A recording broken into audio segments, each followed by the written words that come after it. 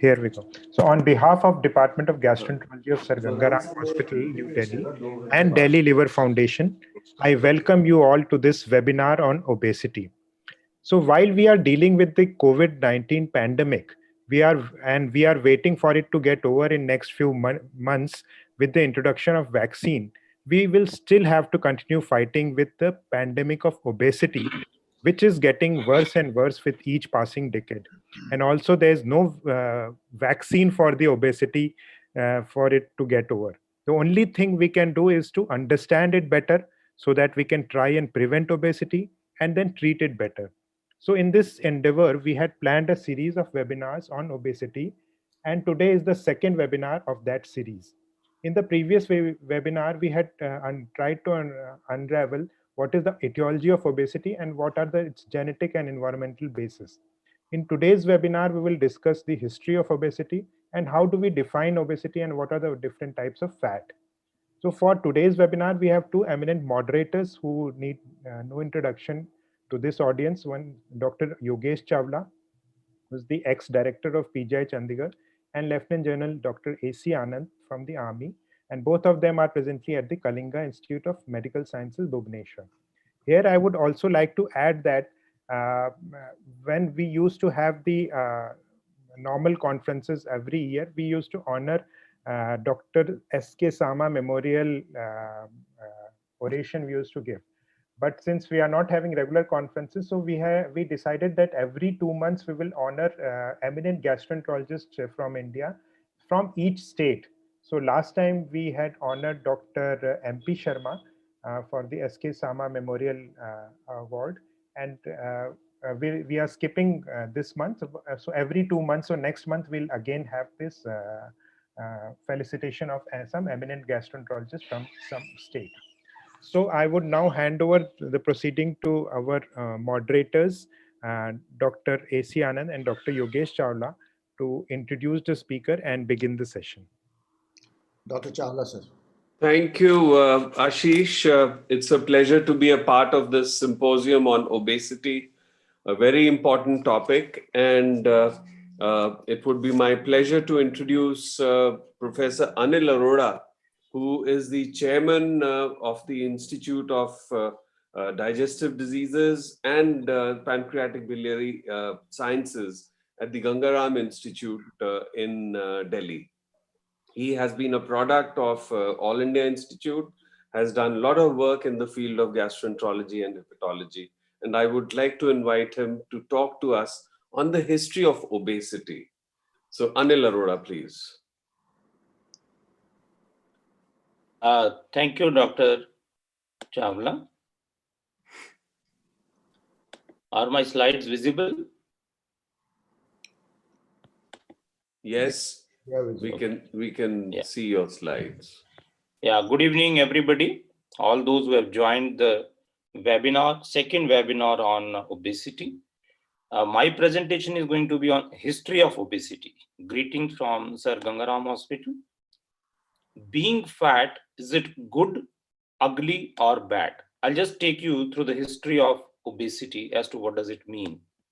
In fact, the term obesity propped up in Oxford English Dictionary, and it was documented way back in 1611 by Randall Cotgrave, who was an English lexicographer who compiled a bilingual French and the English dictionary. Obesity colloquially means obestias, which means stout, fat, or plump. Esus is the past principle of adhere, that means to eat with ob added to it. So if you add ob to adhere, it becomes obesity. That means overeating.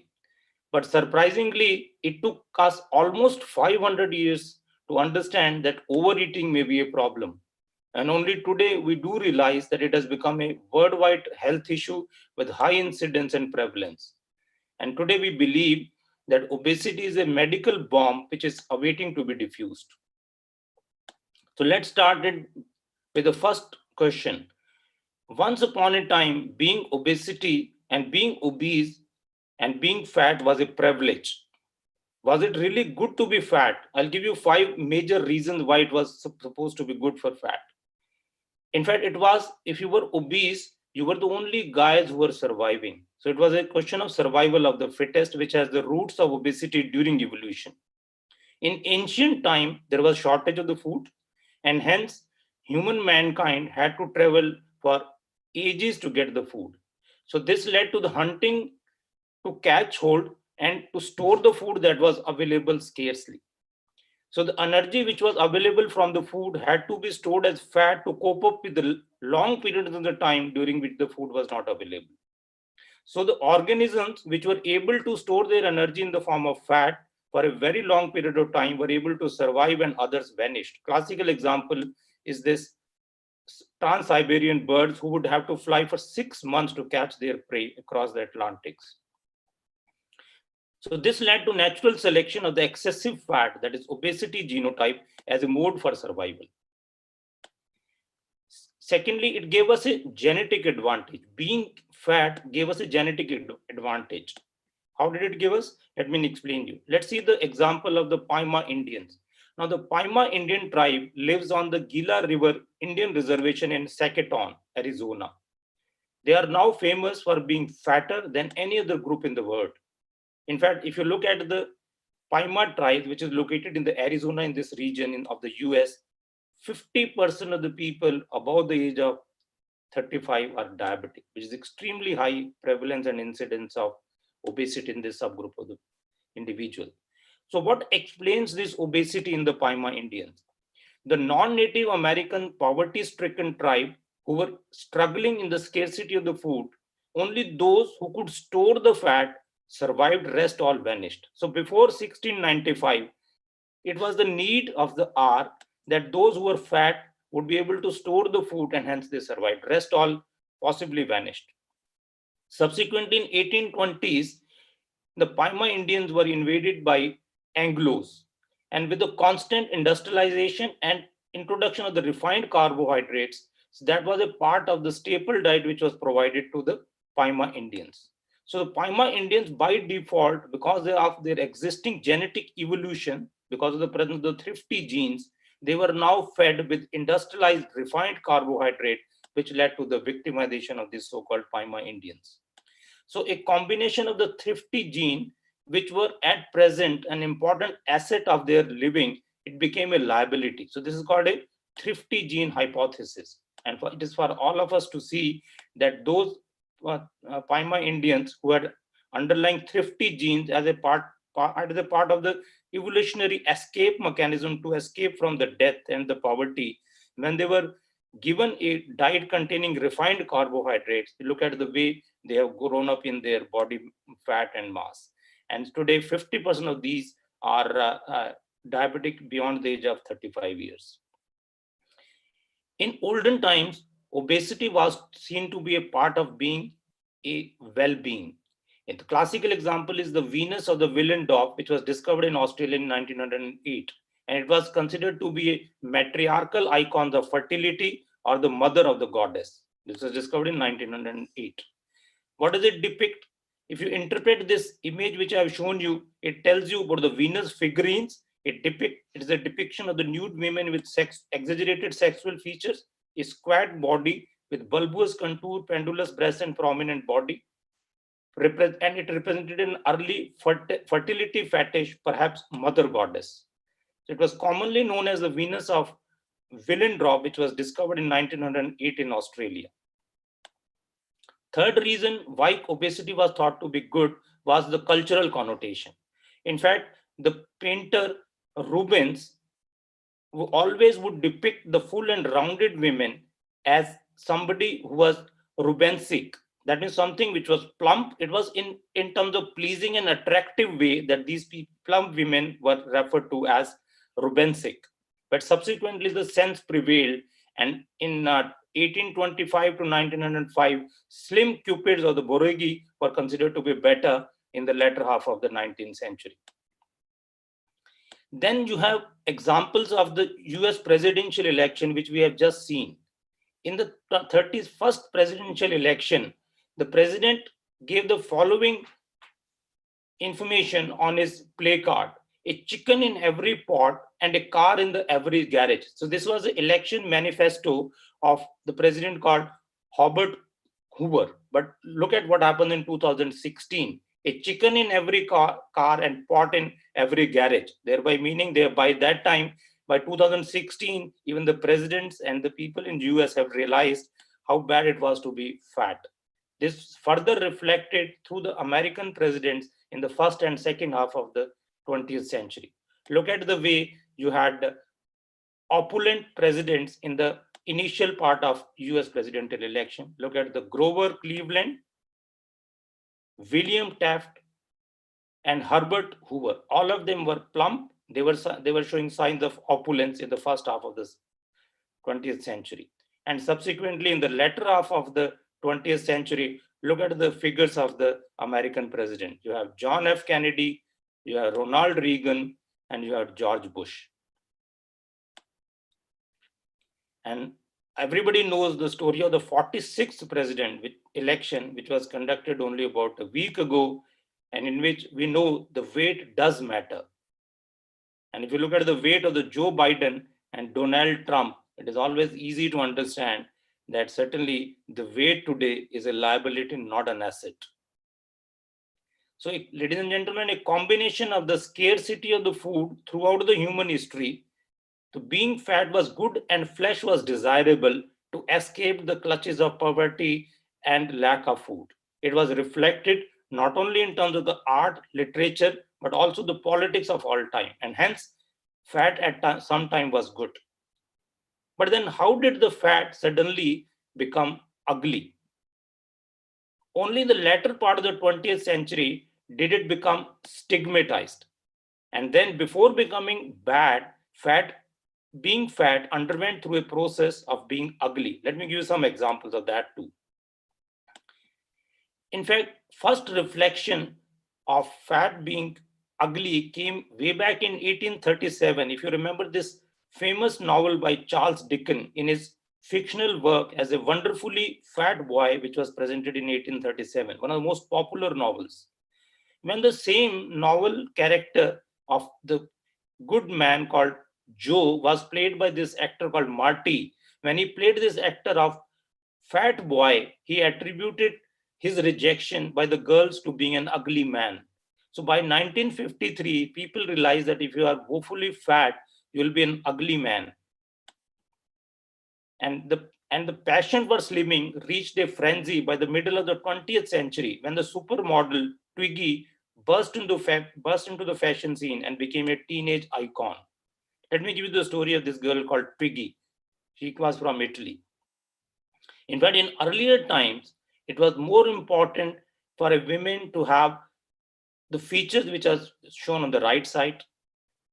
You have to have thick thighs. Ideal women was an hourglass shape with a wavy hair, a pretty name, and a nurturing soul. A woman as sexy as Marilyn and as demure as Jacqueline was considered to be the more front women in 1967. Till this came in. This lady called Twiggy, she had no breasts, she wore white lipstick, her nails were bitten, her shoulders were bony, and hair were cut like a boy's. She was a negative image of everything which was supposed to look like a opulent woman. But thanks to her success story, this path-breaking supermodel called Twiggy changed the scenario of fashion industry starting in Italy and France. She landed at the Kennedy airport in March 1967 in the spring of the summer of love, and the fashion changed forever. In the summer of the love at Kennedy airport and in the surrounding areas, there was a social phenomena that occurred during the mid 1967 when as many as 100,000 people, mostly young people, sporting hippie fashions of the dress and the behavior changed. So Twiggy became an instantaneous icon of success, a symbol for a new kind of women with a new kind of streamlined androgynous sex appeal. Then came the time to realize and accept the fact that fat was not only not good, but it was ugly. And then people started realizing, is it possible that this ugly fat may become bad also? So how is it that the ugly fat became bad? There are some anecdotes for centuries. Let me give you some examples. The gross obesity of the mother goddess, which I had shown you as Venus of Wellentroff, that did not last long. There were evidence from the Hippocrates corpus, which attributes fatigability to excessive weight. And there were 1660 books written by Greek medical works which talked of this. Record of the Spartans who ostracized the fat men from their army because fat men could not fight the battle very well. And you had this gentleman called Socrates who would dance every time he would find time to maintain his body figure. So the Spartans will chuck out all those men who were fat since they could not fight their battlefields very well. And you had Socrates who would have leave this body supple. He always recommended easy and healthful should learn to dance as long back as centuries ago. And then we had first medical consequences and the writings which were given by William Cullen. He noticed medically for the first time that those people who were fat would have fatigue, they would have gout, they would have breathing difficulties, but it was not documented in the medical literature. Then we have the story of TPAs, which we ridicule on day-to-day basis because they create so much of hurdle in reimbursing our patients. By 1992, companies in the US, in different medical companies, insurance companies, did analyze that the biggest sucker of their funds were the people who were overweight and who were obese. Pickwickian syndrome in 1956 was a classical example in which all of us know that a combined syndrome of obesity-related hypoventilation and sleep apnea in this Charles Dickens novel, The Pickwickian Paper, and this was the guy who will fall asleep constantly during the day. So Joe's sleep problem is the origin of the medical word called Pickwickian syndrome, which was the first association of the obesity with the ill health of the human being. But if you go back to the history of the medical records of the ill effects of the fat, they were recorded for the first time by William Osler in 1849 to 1929. He attributed obesity to overeating, and he believed that it was little behind than drinking in its disastrous effect. In fact, as long back as about 200 years ago, he did recommend that we should have low refined carbohydrate diet and eggs as a part of our feeding. And subsequently, as more and more science came into being, there were major contributions from two scientists in the Germany and one scientist from the United States. So they look at the scientific aspect of nutrition in an effort to define the nutritional components, the metabolism of the components, and the thermodynamics of the food which was needed for the body. So what they realized is that in the later half of the 19th century, that there was a connection between the body heat generation and the muscular work and the conversion of the food into energy. So nutrition was now quantifiable. It was expressed as food values in calories. And calorie count rather than spoons and cup was now referred to as in terms of quantitative assessment in terms of consumption of calories. So by the end of the middle 20th century, overeating was related to depression, hypochondria, and melancholy. In 1960s, body fat was defined as an organ with its own hormones, receptors, and genetics. And further, later on, nutrition emerged to be one of the important components of the science which defined the way we look at the obesity today.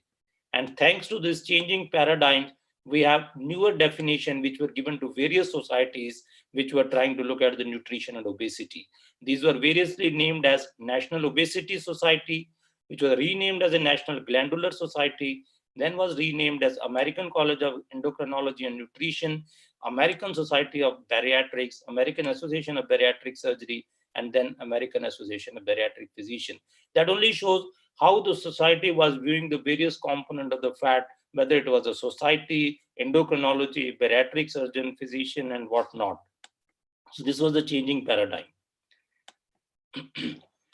And then at the same time, we had this Belgian physician. He was an astronomer, mathematician, statistician, and sociologist who devised this concept called BMI between 1830 and 1850 as what he called as a social physics. So this gentleman called Adolf Quetelet was not a physician. He tried to calculate the average attributes of a normal human being. He was a racist by definition.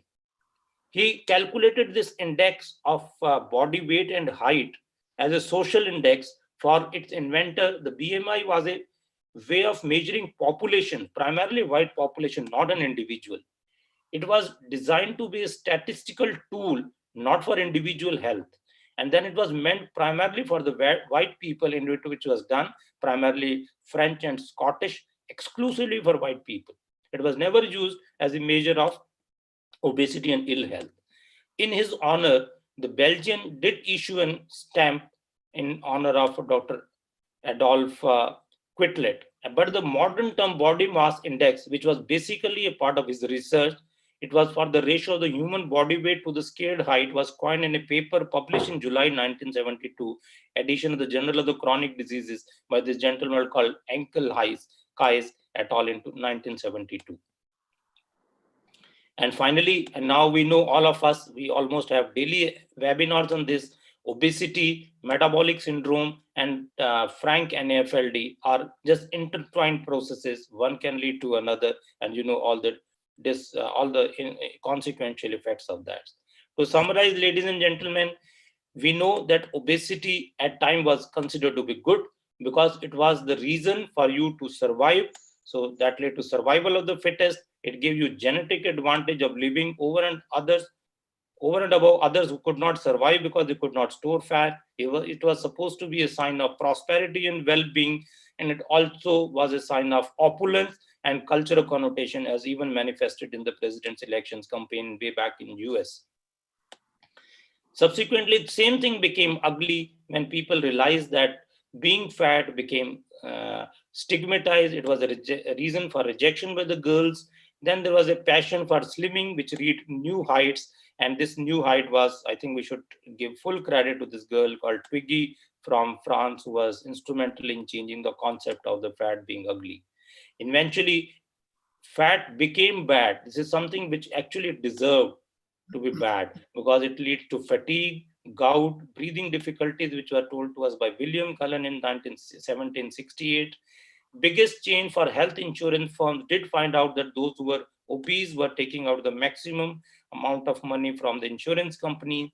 Then finally, when the nutrition science came into the being, did one realize that obesity is something which can be quantified and has deleterious effects. And now for all of us, we are so clear about the relationship between the obesity, metabolic syndrome, and vicious health. And thanks to the unmasking of the obesity, a combination of agriculture revolution, supermarkets, and e-marketing, primarily managed by Zomato, Swiggy, and other components, we have easy availability of food, and we want to preserve that in a genotype which we have already acquired to preserve the fat. So a combination of the overeating and preserved fat genes lead us to have obesity. So ladies and gentlemen, we have moved from lower incidence of obesity, which was supposed to be good in 17th century, via ugly in the last 100 years, to almost the last 70 years. We know how bad the obesity is. So as of today, in about 50 years from now, we know obesity has become one of the bad things of the human beings rather than being good and ugly of the yesteryears. So based on that, we know it has changed paradigm from being good via ugly to bad, and WHO has defined obesity as a global pandemic. With that, we have a changing timeline of small number of the people who are obese, who are opulent, who had influence, and who are having good health. They were seen in the early part of the 17th century.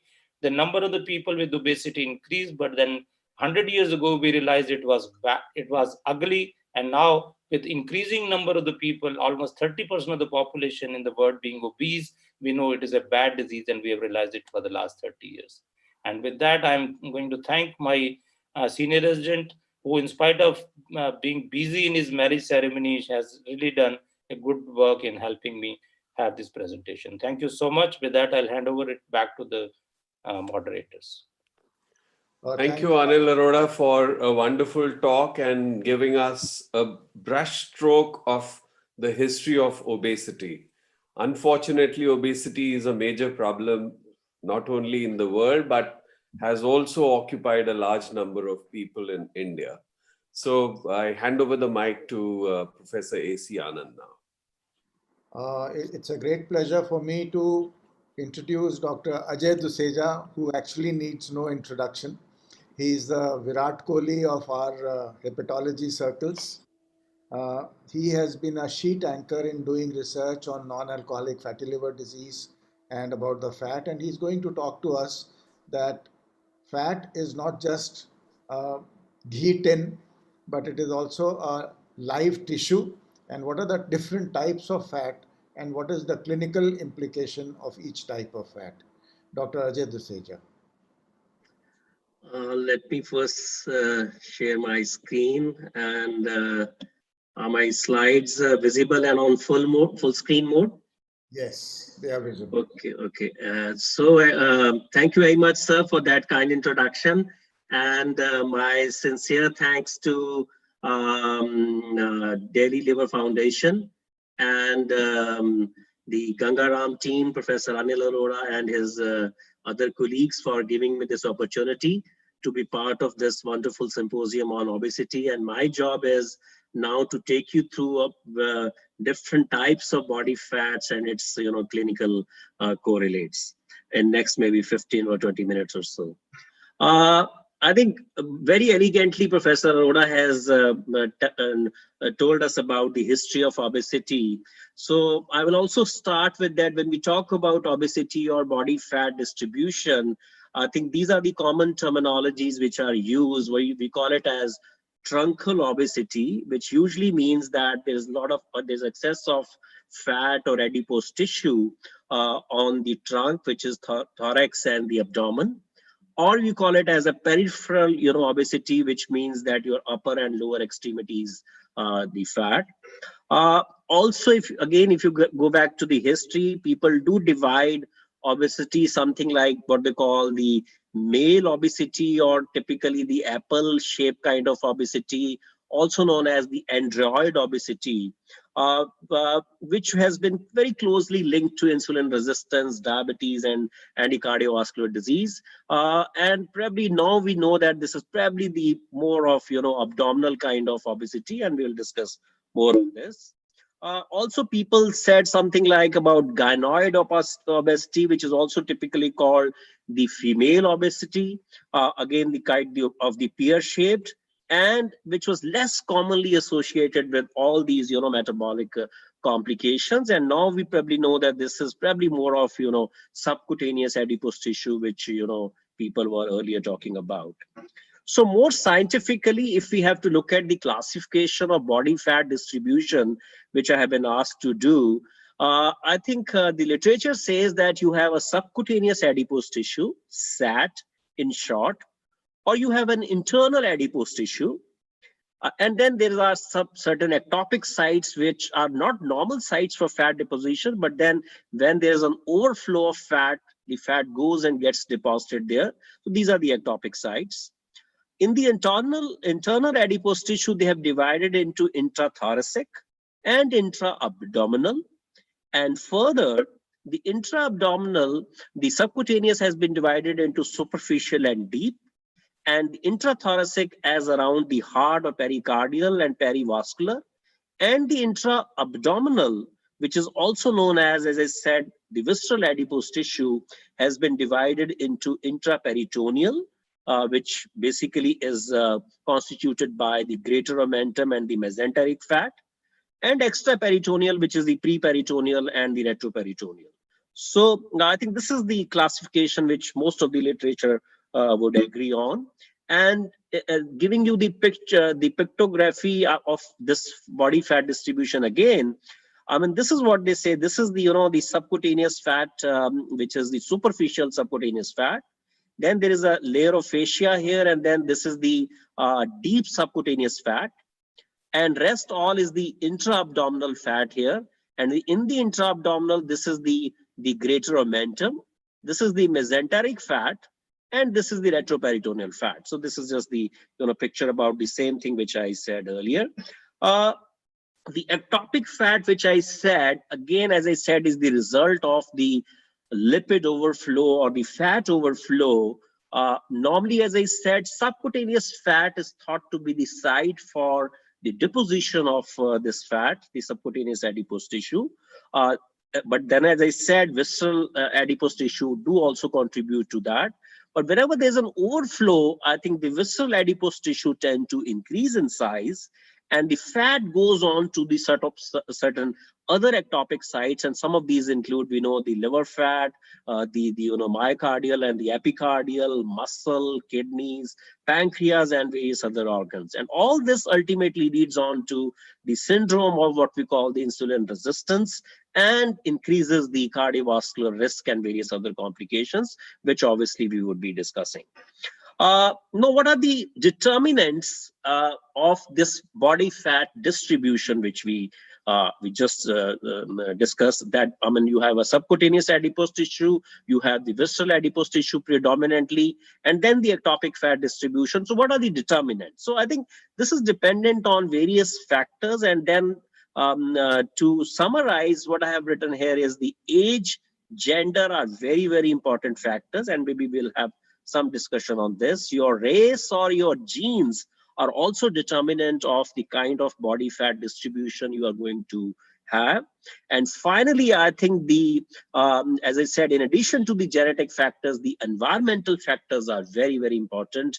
And in environmental factor, other than the physical activity, both overnutrition and undernutrition actually has been shown to be associated with the kind of body fat distribution. And we will discuss something about this, the fetal malnutrition and the high fat diet and the role of gut microbiota, a little bit on that. So this is what I'm trying to show in this picture, is that as the age advances, I think we all are getting aged now. So as the age advances, we all tend to gain a little bit of fat. And this fat would, come in both at the subcutaneous area as well as in the visceral adipose tissue. So both, I think, as the age advances, I think this increases. But the difference is that I think premenopausal women, I think they tend to have, more of subcutaneous adipose tissue. But in the but the men predominantly would have more excess of visceral adipose tissue. But then as the age advances, the visceral adipose tissue obviously increases. And in postmenopausal also, I think the visceral adipose tissue increases more than it was, say, in the premenopausal period. This is again to show you again the gender differences here. So in men, again, if you look at the subcutaneous and the omental or the visceral fat, they are almost the same. And as the age advances, both subcutaneous and the visceral adipose tissue would tend to increase. But in women, predominantly it is the subcutaneous, fat which is there in early years of life. But then as the age goes by, I think the omental or the visceral adipose tissue, it tends to, increase. And later in the life or in the postmenopausal, I think both really come closer. And that's why I think probably there is role of some, maybe the protective effect of estrogen and various other sex hormones, which are probably thought to be protective for, visceral adiposity or insulin resistance, I think contributing towards that. And then, as I said, I think your ethnicity is very, very important. Your genes are very, very important. And we all understand that as Asians or as Asian Indians, we are more prone to insulin resistance and its complications. And again, this has been shown here that if you look at the ratio of the visceral and the subcutaneous adipose tissue, I think, and if we look at the compare both in men and women, the Asians obviously are more prone to have or more likely to have visceral adiposity and more of insulin resistance and more of insulin resistance related complications in comparison to the other races. And as I said, a lot of genes probably have been implicated into this fat distribution. Finally, coming to the, which I said about the role of what we call the VAT prioritization, or the role of, the fetal malnutrition. I think Dr. Arora did talk about the, how the things have evolved over the years. So I think this is again, a lot of literature saying this, that if there is a fetal malnutrition and this is predicted, say, lifelong, then just to prevent from, intra-abdominal infections, the body would invest more in the visceral adipose tissue. So now if that, malnutrition doesn't happen in the childhood or in the adulthood, and there is excess of, nutrition which comes in, so there's something called catch-up kind of a growth which happens.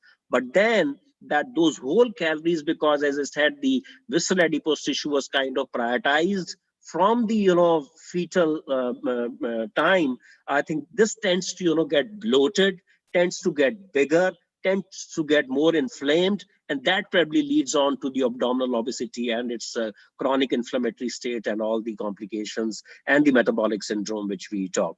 And here also, as I said, I think this was about the fetal malnutrition or poor nutrition which was contributing to this, but the overnutrition with fat and the sugars, what we know today, which we know that they do affect our gut microbiota, and the kind of, changes which happen in the gut microbiota, they tend to increase the gut permeability and causes the gut to become more leaky, more of endotoxemia, and that can aggravate this ongoing, inflammation in the visceral adipose tissue, and sets the stage for chronic inflammation and, as I said, the insulin resistance and various other complications. Now, coming to the what are the disease correlates, I think after we discussed about the kinds of body fat which are distributed, we all understand that the obesity is linked to insulin resistance, metabolic syndrome, and all its components, and which finally obviously can lead on to various end organ diseases, predominantly the cardiovascular diseases.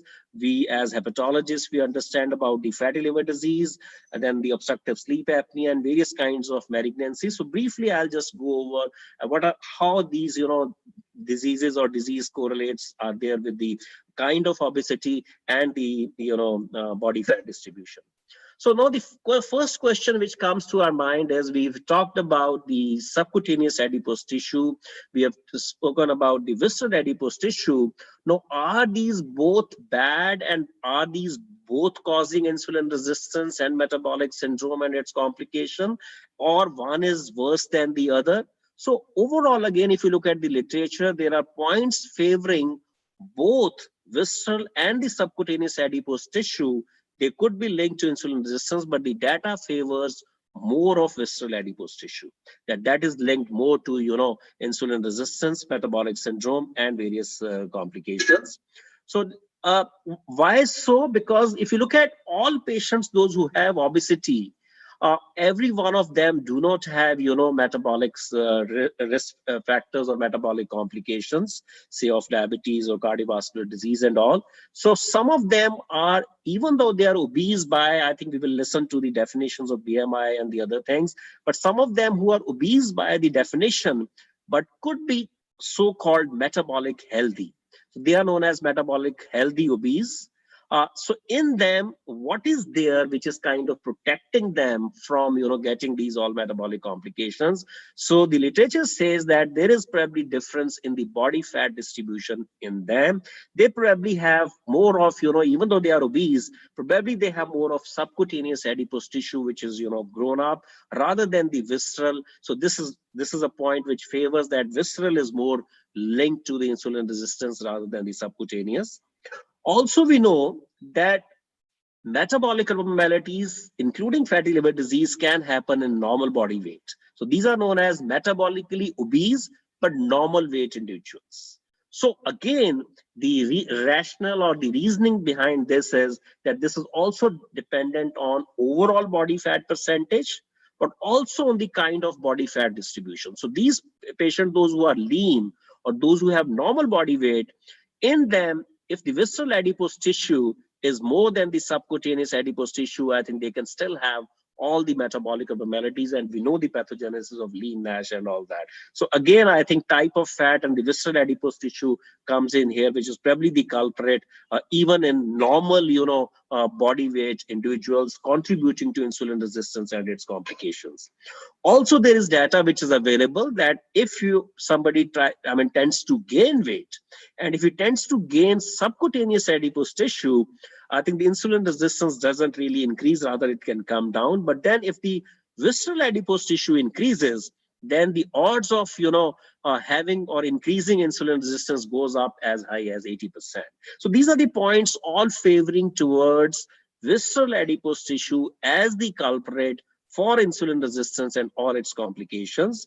But then if you look at the percentage wise, the kind of fat which is contributed by the visceral versus subcutaneous, I think subcutaneous tissue, adipose tissue, is much larger, and visceral fat is constituted only in men maybe around 15 to 20%, and women around 7 to 10%. So it's a small constituent of the overall fat. But then we are saying that this is more, responsible as a pathogenic fat. And even if you look at the free fatty acid flux, which happens because of the increased lipolysis, what we know which happens, in insulin resistance, again, only 15% is contributed by the visceral fat. So I think rest all is subcutaneous. So I think these are the points which are favoring that the subcutaneous adipose tissue also probably contribute towards insulin resistance, and it's not only the visceral adipose tissue, but as I said, the data is more in favor of visceral adipose tissue. Now, why? If visceral adipose tissue, if you're saying is, even though it is small, but it is contributing more towards insulin resistance, why is it so? Why is this happening? So again, there are certain, hypotheses for this, and I've just enumerated few of these here. I mean, the thinking is that the visceral adipose tissue, the fatty acids or the lipolysis which are released, the visceral adipose tissue is more liable to lipolysis or the release of more of fatty acids, which means that they are more sensitive to catecholamines for the release of fatty acids from visceral adipose tissue, and they are less sensitive to insulin. The job of insulin, we know, is to keep the fat in its place. So I think that is one. And also, the visceral adipose tissue is the omental fat and the mesenteric fat is drained directly by the portal vein, which goes into the liver. So, more of free fatty acids from there can get into the liver and can cause at least hepatic insulin resistance, which we will talk. And in general, again, the thinking is that the visceral adipose tissue is more metabolically active, which means not only because it has more of the adipocyte size is more in adipose tissue, in the visceral adipose tissue, but it is also more inflamed, which means a lot of inflammatory cells there. And this is again because of its proximity to the gut and the endotoxemia happening there and causing inflammatory cells to come in there. And also because of the larger size and the apoptosis and the necrosis of the adipocytes, which is happening, which is also, adding on to the inflammation there. So now once this is inflamed, I think the visceral adipose tissue is inflamed. This leads on to the consequences of insulin resistance and further. And I'll just show you how it does that. Finally, I think it has some relation with the, reduced adiponectin levels, which we will discuss. And also that probably this visceral adipose tissue is less responsive to the PPARs, which we know are, insulin sensitizing agents. Now, at the cellular level, what is happening? Which means that how the adipose tissue is, leading on to the insulin resistance. I think this figure very well summarizes this. And what it says is that once you have an adipose tissue, say visceral adipose tissue, which is inflamed, and there is lipolysis which is happening, so there's acids. So these free fatty acids can get into various insulin responsive tissues and can release or get converted into various lipotoxic, molecules like the diacylglycerol, ceramides, and various other things. So which by acting on, the further downward signaling like the protein kinase C can affect the insulin signaling, or these free fatty acids by acting through the TLR2 and TLR4 receptors through the NF-kappa beta pathway and the JNK pathway could also be affecting the insulin signaling. Also, because of this inflamed, adipose tissue, various cytokines are released, inflammatory cytokines, which are TNF-alpha, IL-1, IL-6. So they are all anti-insulin kind of, cytokines. And again, these cytokines through the NF-kappa beta and the JNK pathway will, affect the insulin signaling in the cellular level, causing insulin resistance, and simultaneously the adiponectin, is going down. So I think all this, as I said, at a cellular level, once you have an adipose tissue which is inflamed, I think ultimately is leading on to insulin resistance and various insulin responsive tissues. Now, what is happening in what kind of tissue once the insulin resistance there? I think three common sites, I think as hepatologists we understand. One is the white adipose tissue, which we have been talking, all these last 10, 12 minutes. As I said, we have not spoken about the brown adipose tissue here. So once you have the adipose tissue or the insulin resistance at the adipose tissue level, this causes more of lipolysis and the cycle of free fatty acid release, inflammation, insulin resistance at various levels goes on. But if the insulin resistance is happening at different other levels, for example, in liver, we know, and if there are, the lipotoxic molecules come in there, and we know they can cause fatty liver and NASH. Also, the hepatic insulin resistance, we know, is also responsible for increased production of, glucose by, increased gluconeogenesis and more of glycogenolysis. And that leads on to, hyperglycemia. And further, we know that the various growth factors can cause the beta cell hyperplasia in the pancreas, leading on to hyperinsulinemia, which also we know is lipogenic. At the skeletal muscle level, the muscles play a major role in taking up the glucose and the lipids. But then if the insulin resistance is happening at the skeletal muscle level, there's a reduced uptake of glucose by the muscle, which again further leads on to more of hyperglycemia and all its consequences. And similarly, at various other organs, pancreas, as I said, it can lead on to hyperinsulinemia and ultimately diabetes. But important is the vascular endothelium, which is responsible for hypertension and various cardiovascular outcomes. And this is because that insulin, we know, is basically causes vasodilatation through the nitric oxide. And whenever you have the insulin resistance, there is vasoconstriction which happens at the vascular endothelial levels, and the kind of dyslipidemia which happens in insulin resistance, where the small LDL it goes up, small HDL goes up. They all are responsible for various vascular complications, and then I think at kidney and CNS level things can happen. So let me just now finish by my last two slides by showing on the fatty liver as hepatologist. I think again a lot of data about the kind of fat distribution which happens and has been linked with fatty liver. And this was one study from Abhijit's group, I think around 10 years back, where they had shown that even in lean people, those who are lean in comparison to their healthy controls, I think the overall fat percentage was higher in them, right? And overall insulin resistance was higher even in lean.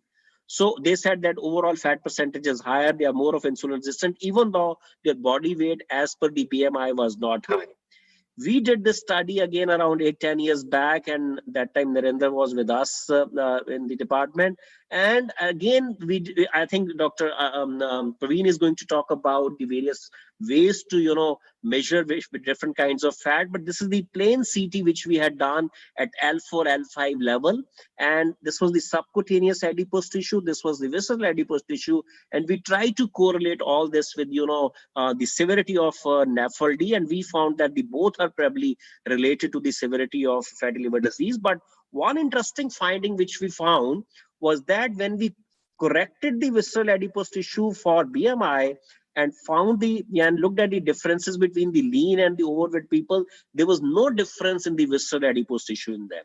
So again, thereby saying that even if you are lean, but these people probably have more of visceral adiposity, which is probably responsible for more of insulin resistance and all the consequences, including fatty liver disease in these lean people. And this is one recent study which I have picked up, published only 3 months back, where what they did was that they took 40 obese people who underwent bariatric surgery. So they took mental biopsies in these patients, And they looked at, they did the immunohistochemistry and the mRNA expression. And what they found was that the patients, those who had NAFLD, in their visceral adipose tissue, which is the mental biopsy which they took, it was much more inflamed with macrophages, lot of microvascular density, and lot of expression of the hypoxia, apoptosis, and inflammation, which is again, as I said, contributing towards causing the inflammation of the visceral adipose tissue, and in causing the fatty liver disease. Not only in causing the fatty liver disease, but also causing the severity of hepatic injury, which is they correlated with steatosis, inflammation, and with fibrosis. So again, I think putting more money on the visceral adipose tissue as the culprit. So let me summarize, ladies and gentlemen, which I said in last 15 minutes or so, that obesity, we know, is when we talk about obesity, we mean that there's an excessive growth of adipose tissue, and this can happen both in the subcutaneous adipose tissue and the visceral adipose tissue. Now, what determines that what kind of body fat distribution a person is going to have would be dependent on various factors. And the important one are your age, your gender, your ethnicity, and the kind of nutrition. I told you about the VAT prioritization hypothesis. If there's a fetal, undernutrition versus the overnutrition with saturated fats and the high sugars and the gut microbiota, which could all be contributing to the kind of fat. Finally, if somebody is obese, we know that the clinical correlate would be that the fat tends to get inflamed and causes a chronic inflammatory state, which is responsible for insulin resistance, metabolic syndrome, and all its consequences, including cardiovascular disease and the fatty liver disease. Overall, if you look at the data, there's more data which favors the pathogenic role of visceral adipose tissue over subcutaneous adipose tissue for causing insulin resistance and all its clinical correlates. So thank you very much for your kind attention, and let me stop sharing my screen here. Thank you, Ajay. That was a brilliant talk. Dr. Ajay has told us that visceral adipose tissue is more important because it is more prone to lipolysis, more inflammation is there, and it also leads to insulin resistance and contributes towards excessive fatty acid input to the liver, causing non-alcoholic fatty liver disease. We'll have the questions in the end of the symposium, and therefore now it is my pleasure to invite Dr. Praveen Sharma. He's the Senior Consultant Gastroenterologist and a brilliant academician and very good speaker. He's going to speak on the assessment of body fat, what are the methods and what are the practical methods and what are the research methods. Dr. Praveen Sharma. Thank you, sir. And first of all, thank you, Dr. Ajay, for such a wonderful talk. And he told us why one should know about the amount of fat in our body and the distribution of fat in our body and how it is important to know. So I will be covering my talk on assessment of body fat. So before I say, there is no single assessment method that allows measurement of fat in all tissues and organs, and there is no method which is error-free. So whatever method we have, they have some sort of error, but the things are going on and we have good methods to assess fat. Dr. Ajay has already told that in human body, the body fat can be divided into brown fat, white fat, and the beige fat. The white fat can be ectopic, which could be in the liver, in the myocardium, in the muscles, in the pancreatic, and in the visceral, we have intraperitoneal, retroperitoneal, and the subcutaneous, we have abdominal subcutaneous fat, femoral subcutaneous fat, gluteal subcutaneous fat. So to assess fat, which contribute both by the brown fat, the white fat, and the beige fat by a single modality is very difficult. So we have different methods with us.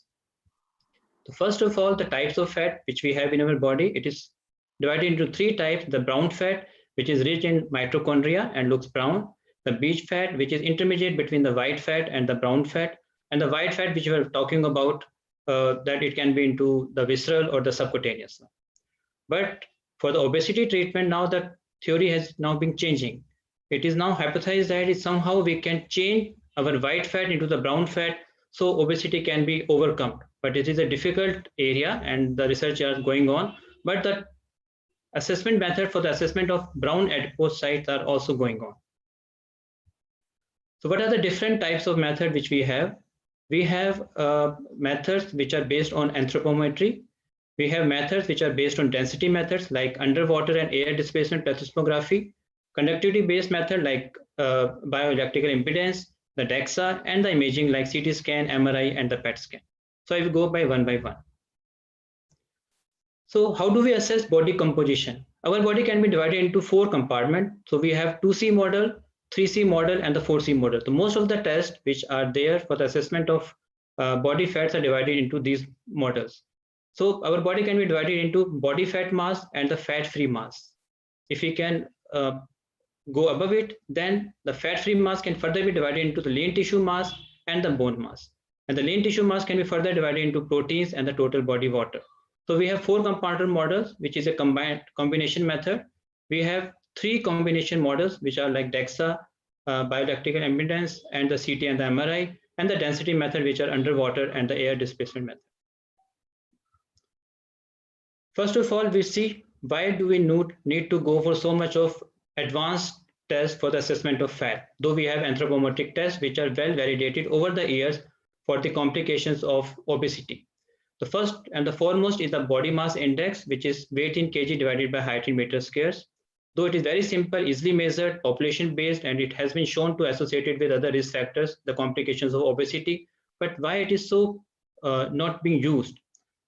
First of all, we have different demographic status. In the Western countries, we have definition of obesity is different, and in the Indian population or the Asian population, the definition of obesity is different. So it depends upon the BMI, depends upon the geographical area and the ethnicity of the people. And it is not a direct measurement of fat. If people can have a same BMI, but he can be obese, he may not be obese, that he may be muscular.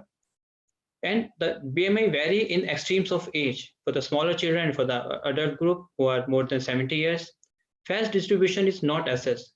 BMI cannot distribute whether the patient has more of subcutaneous fat or more of visceral fat or more of fat in the organs. And it cannot differentiate muscle and fat. So BMI is not a good method to assessment of fat in our body. Then we have the waist circumference. Waist circumference also is being used for many population studies for the assessment and its relation with the metabolic syndromes and cardiovascular risk factors, but it has got its own limitations. According to WHO, waist circumference should be monitored midway between the last rib and the iliac crest. According to national consensus, the umbilicus level should be used, and the tape should be held not snug, but it should not be compressing the skin. And patient who have the people who are male, they should have low risk if it is less than 40 inches, and the female it is less than 35 inches. But again, it is an indirect measurement of fat. Distribution of fat is not measured. It cannot differentiate between the subcutaneous, the visceral, and the brown fat. And also measurement between people to people is different. So it is not a good test to assessment of fat. Then we have the waist to hip ratio, in which the waist and the hip ratio is the hip girth is measured and the ratio is being taken out. So anybody, it can be, it again assesses the fat, but not the distribution of fat can be assessed whether it is more of the abdominal or more of the girth muscle. So according to that, waist and hip ratio is now considered as one of the best predictors for the complications of cardiovascular disease, diabetes prediction, insulin resistance, and it has been shown that it also predicts more with the DEXA and MRI. So waist hip ratio is now considered as one of the best anthropometric measurement for the assessment of fat in our body. But it cannot differentiate between subcutaneous, visceral, and the organs, and about the brown and the white adipose tissue. This is a landmark study, the IDEA study, which has shown that anybody whose waist circumference is more than 99 has more prediction for the CVD and for the diabetes. So if we can make out by doing a simple waist assessment, why do we need more sophisticated tests? Because the concept of obesity is now being changed. Skin fold thickness is also being used, but it is still cumbersome, does not differentiate between the subcutaneous and the visceral fat, and various measurement equations are used to validate its efficacy over CT and MRI. Then we have the 2-compartment model, that is a hydrostatic or the underwater weighing. It is based on the Archimedes principle that underwater weighing is based on the fact that the lean body tissue is more dense than the fat. The calculations are based on some parameters, and the person is submerged repeatedly underwater 8 to 10 times to calculate the body fat. To overcome this underwater, there is another test which has been used, which is commonly known by the name of board port, in which the person is sitting into a cabin which is filled of air, and the same principle of Archimedes is being used, and the patient weight and his fat content is estimated. So underwater, the patient goes into the water, the weight is being taken outside and inside, and similarly in the board port, the patient sits into the chamber and his weight is taken out. This is how a board port reading looks like. It can tell us whether how much percentage of fat is there, that this patient had 10.6%, how much is fat-free mass, how much is the body mass, total weight, the total body volume, and the body density. This is how it looks like. But it can only tell us how much fat is there in the body. What are the disadvantages of this? It is cumbersome method. It requires a large space, repeated measurement and not acceptable to many patients to go into the water and into the cabin. And it only assesses the fat and the fat-free mass. Location of the fat, distribution of the fat is not assessed by these two methods. So we have some more sophisticated methods, which are the DEXA. It is based on the principle of giving two X-rays of different variations to the body, and normally we use DEXA for the bone, but it can also be used for the assessment of fat in our whole of the body. It is also an indirect method of fat estimation, and X-ray exposures are required, so repeated measurements is a problem for this method. This is how the DEXA machine looks like. The patient should lie still for about 15 to 20 minutes because the scan takes about 20 minutes. If the patient moves or patient has some spinal deformity, then this method is normally not used because it is not predictive. So the two X-rays are given to the patient, and the patient moves the whole body, and we can have the assessment for the body fat as well as for the bone. This is how we can estimate for the DEXA. We can estimate the bone, we can estimate the fat, and we can estimate the fat-free mass. We can also estimate how much is the upper limb, how much is the lower limb, how much is the axial skeleton shows the fat quantity. So DEXA is slightly better. It is better than the other previous two methods because it can tell us where exactly is the fat in the upper bodies or in the lower body or in the abdomen. It cannot calculate normally the visceral fat directly, but we can calculate the visceral fat indirectly by taking the total fat and the subcutaneous fat. This is how a DEXA report looks like. If we go into the detail, we ask our person who is doing the DEXA to show the report. So we can calculate what is the amount of fat in the left upper arm, in the right arm, in the trunk, in the leg, and the neck. So we can know about the fat mass in our whole of the body. And it has shown to be a good correlation with the other methods like CT scan and the MRI. There is an important study, the Dallas-Hurt study, which has shown that the visceral adipose tissue quantified by DEXA has shown over a calculation of about more than 1,000 people in both male and female to have good correlation with a MRI-based VAT detection. So people where DEXA, the centers where they have the facility of DEXA can calculate visceral fat and the subcutaneous fat where the MRI machine is not able to calculate that. Now we have different other methods like ultrasound method, though it is still under research, but by ultrasound we can measure by two techniques. One is the triangle method and one is the ellipse method, the amount of fat in the subcutaneous and the visceral studies, but there are not much of data, but people are doing this for the because it is easily available and there is no exposure for the radiation. And this method has also shown to have good correlation of doing the visceral as well as subcutaneous fat compared to the CT scan. Now we have the imaging method, which is now considered as the gold standard. We have both the computed scan and as well as the MRI scan. In the computed scan, we do not require any contrast. It's a single slice method where most of the people they took either at L4, but there are studies that L2 and L3 is better than L4. So by CT scan, it is a program method. We can have the total skeleton muscle, that is, this is all red is total skeleton muscle, which we do for the sarcopenia assessment. We have the visceral adipose tissue, that is the inner one, the yellow one, and we have the subcutaneous adipose tissue, that is this blue one. We can also calculate the intermuscular adipose tissue. So single scan can estimate fat at the different compartment level, both the subcutaneous and the visceral, and this is now one of the commonest methods used in most of the centers. Similarly, there are two methods. Either it is automatic by Slice-O-Matic program software, or sometimes it can be handmade. That is, we can correlate by just putting a cursor over the spinal muscles, paraspinal muscles, and over the subcutaneous, and we can calculate the subcutaneous as well as the visceral fat. Similarly, for the MRI, the same technique is being used, and it is radiation free. So, but the timing for the MRI is more, that it requires about 15 to 20 minutes. But for the CT scan, it requires hardly less than 5 minutes. But MRI is radiation free. So some people, they prefer MRI, but the correlation between the CT scan and the MRI for the detection of visceral, subcutaneous, total adipose tissue is almost matching. So we can use either of these two methods for the assessment of visceral and subcutaneous fat. Another method which is commonly used by most of the centers in hospitals also and in clinics is bioelectrical impedance analysis, which is very simple machine, handy. The patient just sit on the machine, and it has got it has the different electrodes based on 2 to 16, and the electric current passes from the one of the leg, and it goes into the other, and depending upon the how much is the soft tissue, how much is the bone, how much is the fat, one can calculate. So it has shown bioelectrical impedance has shown good correlation with the CT scan as well as with the MRI in most of the studies. So it's simple test which can calculate visceral as well as the subcutaneous tissue, but it cannot calculate the brown tissue. And bioelectrical impedance can also give us an idea how much is there in the axial, how much is there in the limb. So it can give a rough idea, and most of the studies which are going on correlate bioelectrical impedance with MRI and the CT scan.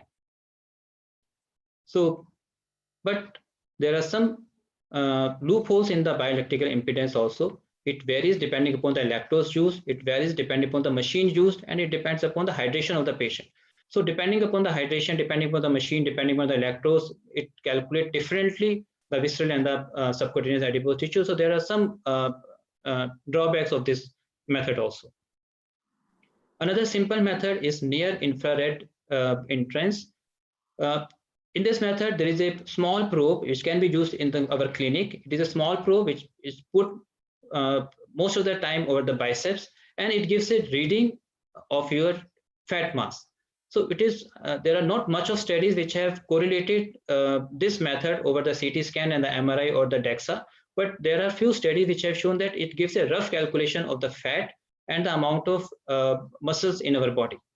So this is a method which can be used in the clinic, which is a method which is used by most of the sports people for their day-to-day routine activities. Now another thing which is now coming up, which is known as the estimation of the brown fat. The estimation of the brown fat is an upcoming concept that most of the methods like PET scan, MRI scan can detect brown fat, but the patient has to go a strict protocol.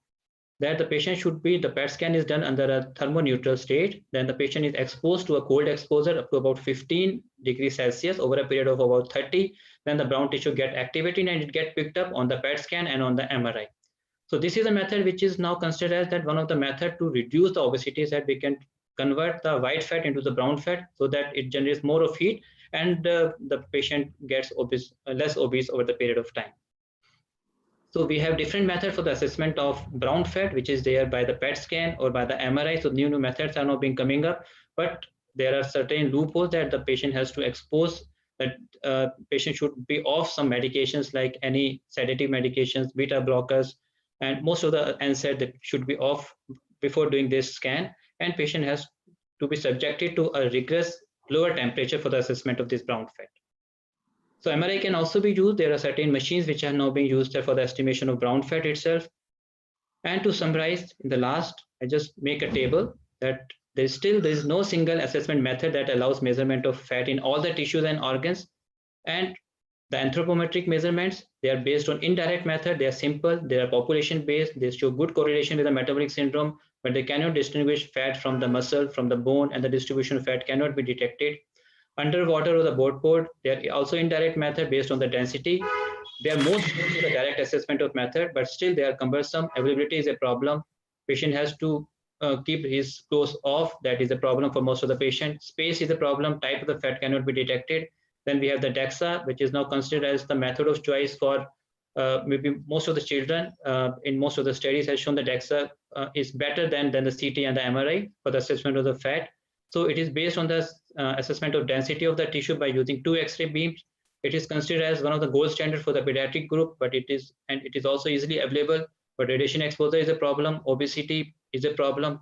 Patient with different machine have different problems. Spinal deformity. Patient need to lie straight and no movement for about 20 minutes. That is a problem. Bioelectrical impedance, it is based on the impedance method, easily inexpensive, can be used in our clinics for the assessment of fat as well as for the assessment of visceral and subcutaneous things. But it underestimates fat as compared to the CT and the MRI, and the different electrodes and the different machines can have different values. CT and the MRI, they are based on tissue density. They are easily available in most of the centers. Radiation is a problem. If the patient is very obese, then sometimes it's a problem. Different machines and different programs can have slightly different values. That is a disadvantage in that. In the MRI, if patient is super obese, cannot go into the MRI because the MRI machine itself is not meant for that much of obese people. But it is a single most important test who can detect the whole body fat assessment in the single go. Time is a problem because it will take about 30 minutes.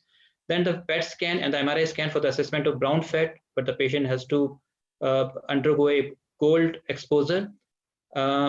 Methods are not much reliable. They are still under protocol, and there are limited human studies for the assessment of fat in this type of by methods. Thank you. Thank you, Praveen. That was a brilliant description of the assessment methods. And in short, you've told us that CT is possibly the method of choice today, Choice. convenience as well as many other factors, while the DEXA, if it is available, can also be used. Use for that. We will now move on to the last talk, and I'll request Dr. Chawla to introduce the speaker. Thank you, Dr. Anand. It's a privilege for me to introduce Professor Anup Mishra, who is very well known in the national and international circle of diabetes, obesity, and hepatology and gastroenterology. He's a product of All India Institute. We used to work together many, many years ago. But he's also a Padma Shri recipient, also a BC Roy awardee. So he has a lot of publications to his credit, and he's been the chairman of the Fortis Center for Diabetes and Obesity, and also a chairman of the National Diabetes and Obesity Party of India, Government of India. So he's into the policy decisions of a lot of conditions related to diabetes and obesity. And let's listen to the giant today, Anup Mishra. Thank you, Yogesh. It's indeed a pleasure to be speaking amongst the giants of hepatology and also body fat and obesity. Others have spoken most of the things. My job is simpler, and there may be some repetition, but I'll limit my presentation mostly to Indian population. That's where our focus has been for last 20 years since we started the studies in obesity in the United States. I will also clear some doubts because some terms have been used repeatedly by most of the top people in the world, and which are not entirely correct, and I'll just a couple of clarifications also needed. Now, a background: rising obesity prevalence is one of the most serious health challenges facing the world today. In India, obesity is emerging as an important health problem, paradoxically coexisting with significant number of undernutrition prevailing under different sections of the population. The prevalence of obesity is particularly high in urban population, and the Indian population is rising trend of obesity both in children as well as the adults. About 30 to 65% of adults, according to one estimate in Delhi, are either overweight or obese. Now, if you look at just before proceeding any further, if you look at the body composition, and everybody has been talking about body composition, and let me just clarify a couple of things. Everybody knows that the fat-free mass is 80% of the body, and amongst them, the body protein is 13%. So, and fat mass is 20%. Now, if we extrapolate it to a 70 kg human subject, then how much would be the fat in the body? 14 kilogram.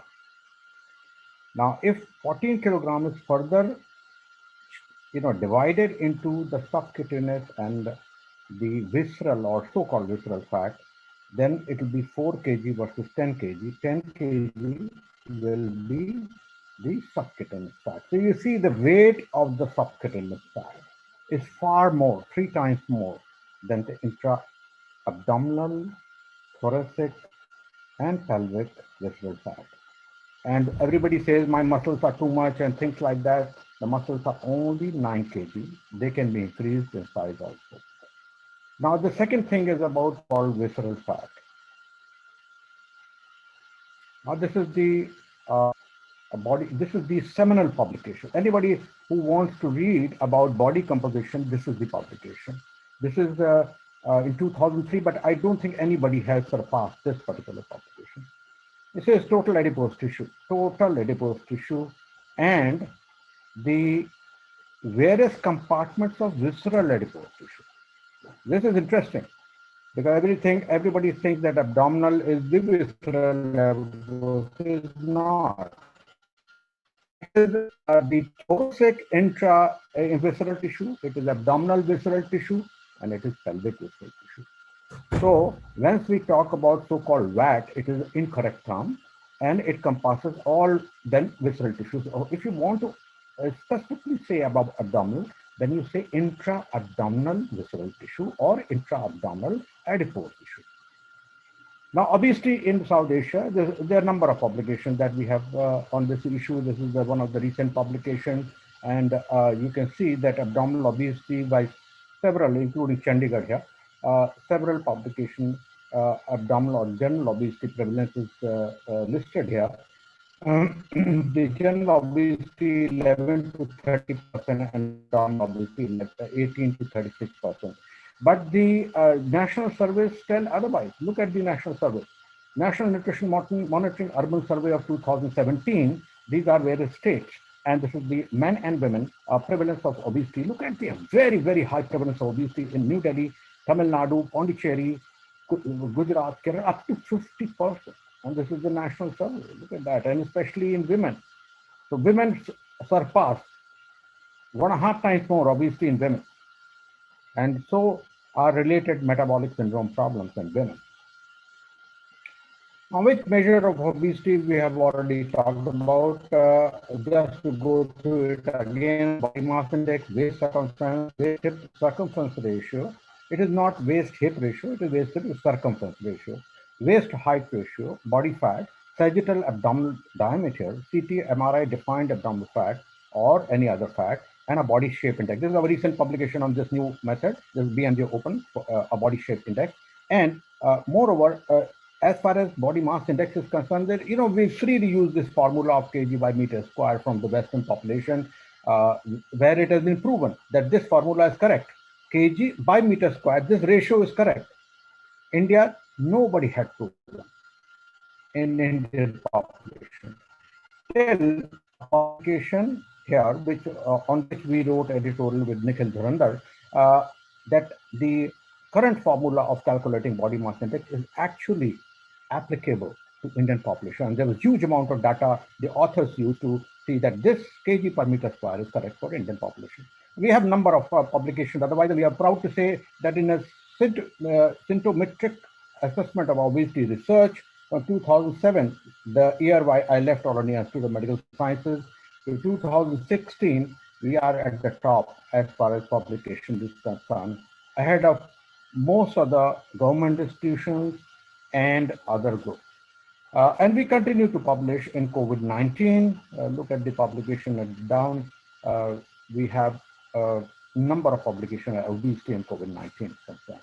Now, in 2008, we there till then there were a number of debate. In 2003, I debated in International Conference of Obesity whether the body mass index, which is the cutoffs which are applicable for international populations, everybody, is actually applicable for Indian population. And I debated against June Stevens, who was a very top researcher from Kentucky at that time. And this was published in the International Journal of Obesity. Then 2008, we gathered a number of renowned researchers from India, and we asked a couple of questions. We certainly wanted that interventions to reduce obesity are needed in Indian population, and especially because Indian population developed diabetes and metabolic syndrome at a lower level of obesity, and that diagnosis of obesity should be earlier or at lower level than the Western, the cutoffs which are defined for Western population. And WHO was dithering, and we have also published dithering of WHO on this, that they say, oh, a country can take a decision, and there's a Asia Pacific region, some definitions and things like that. So the WHO till now has not been clear on this issue as far as BMI cutoffs are concerned. And we also calculate that if we decrease BMI limit from 25 to 23, nearly 15% of the adult population of India, which means 5 to 7 crore people, will benefit because the interventions will be earlier in them, and some may not develop diabetes or other comorbid diseases. So overall benefit to the population would be immense on the long term. Now, we gathered a whole lot of studies, including several of our Indian studies. First three are Indian studies, and then there is a Dr. Bhansali studies. In fact, most of the studies are ours at that point of time.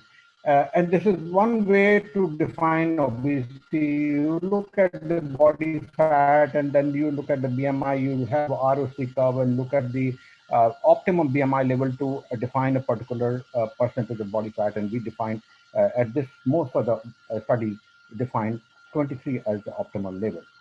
We also looked at, we and others, Snehlata Ramchandra group, we also looked at whether a particular limit of BMI will indicate cardiovascular risk or diabetes risk. And you can see about 23 BMI, the diabetes risk is increasing. This is published in Diabetes Care, Snehlata and Ramachandra's group, and our group in International Journal of Obesity, more than 23, increasing the risk for at least one cardiovascular risk factor. This is Naval Vikram, myself, and others.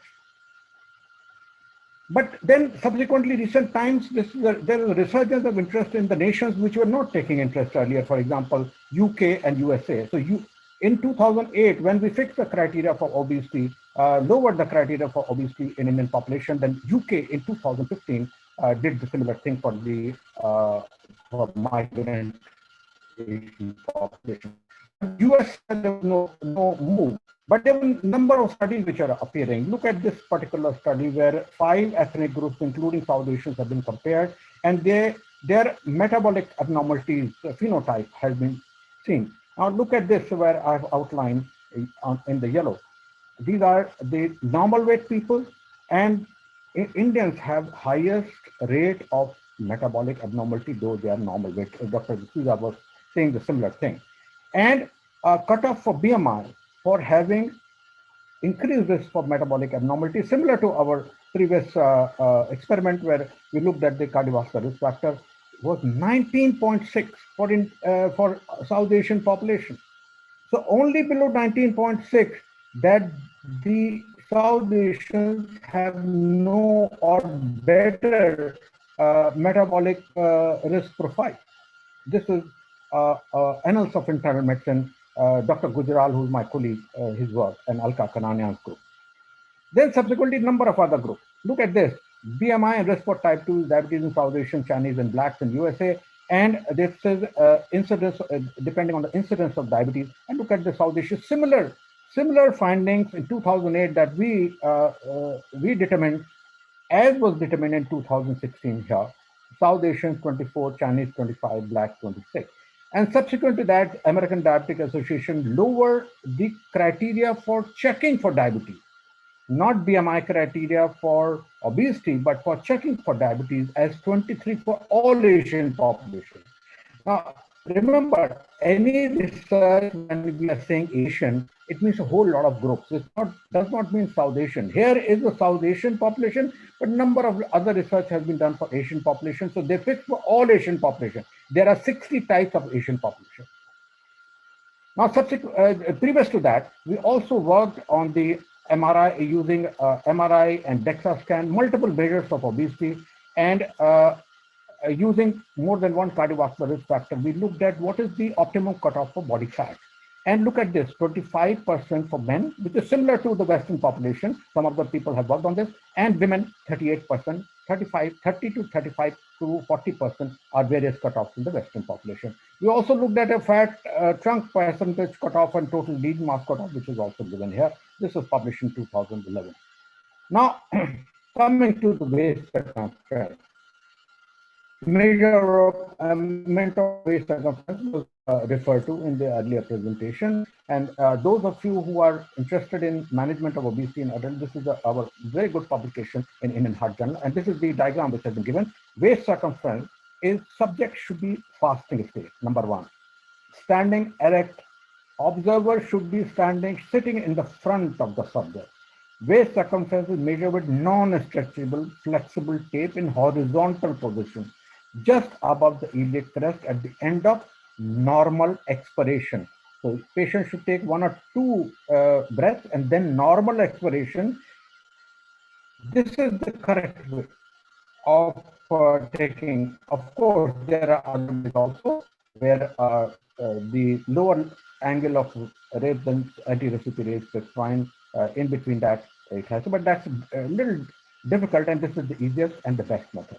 Now, what about the waist circumference? 102 and 88 for males and females was international criteria for waist circumference. And we looked at this and published in 2005, and then subsequently a spate of publications, and subsequently hue and cry in the international community that the South Asians or say Asians, the waist circumference criteria should be lower. Now look at this, in males, in 90 centimeter, the cardiovascular risk, at least one risk factor, was, the odds ratio was 9.6. And so we thought that 90 is the correct waist circumference cutoff for Indian males. And similarly for females, 80 centimeters. So these were some of the first publications, and subsequently this has been very well accepted. Unlike the BMI, the waist circumference has been very well accepted, and most of the definitions of metabolic syndrome now use this waist circumference for South Asian population. Now, similar findings were shown by Dr. Ramachandra's group, 80 to 90 centimeters as the cutoff for males and females. And so this was the summary at that time when we looked at the revision of criteria and fixed at 90 and 80 centimeters. Now, a couple of slides about this subcutaneous versus intra-abdominal fat controversy as far as South Asian is concerned. I have already told you the mass of the subcutaneous fat is far too high.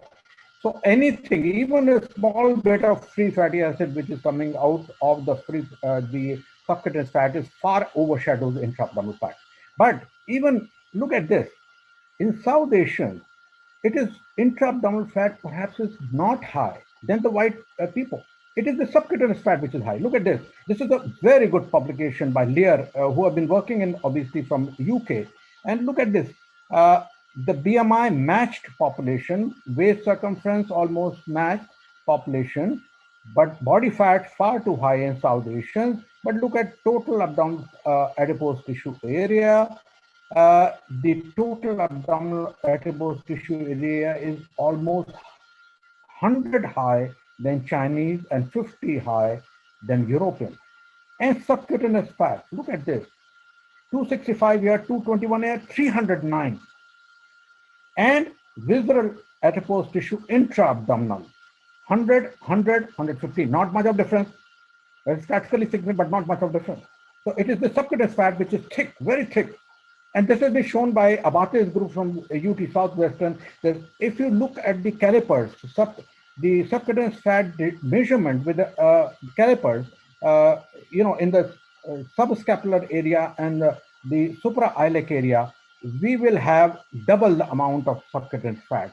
So truncal subcutaneous fat is far too high in South Asian population. And we subsequently published that it is the subcutaneous fat which is correlated with metabolic syndrome, not intra-abdominal fat in our population, and using multiple statistical modeling. We have published a number of studies on various types of fat and differences from white population. This is the 2018 publication, and I'm not going to details about hepatic, etc., thigh subcutaneous fat and skeletal mesolipids and subcutaneous adipocytes and things like that. But one thing which needs attention here is the deep subcutaneous fat. Now, this is referred to by Dr. Zuseja. This is one of our publication, and the MRI at lumbar vertebra 3 and 4 has been taken from the publication. Now, look at the fascia here. In the subcutaneous fat, there is a fascia here, and this is superficial and this is deep. There is a great relevance to deep subcutaneous tissue, which is posteriorly located. Look at the software delineating posterior subcutaneous tissue, deep subcutaneous tissue.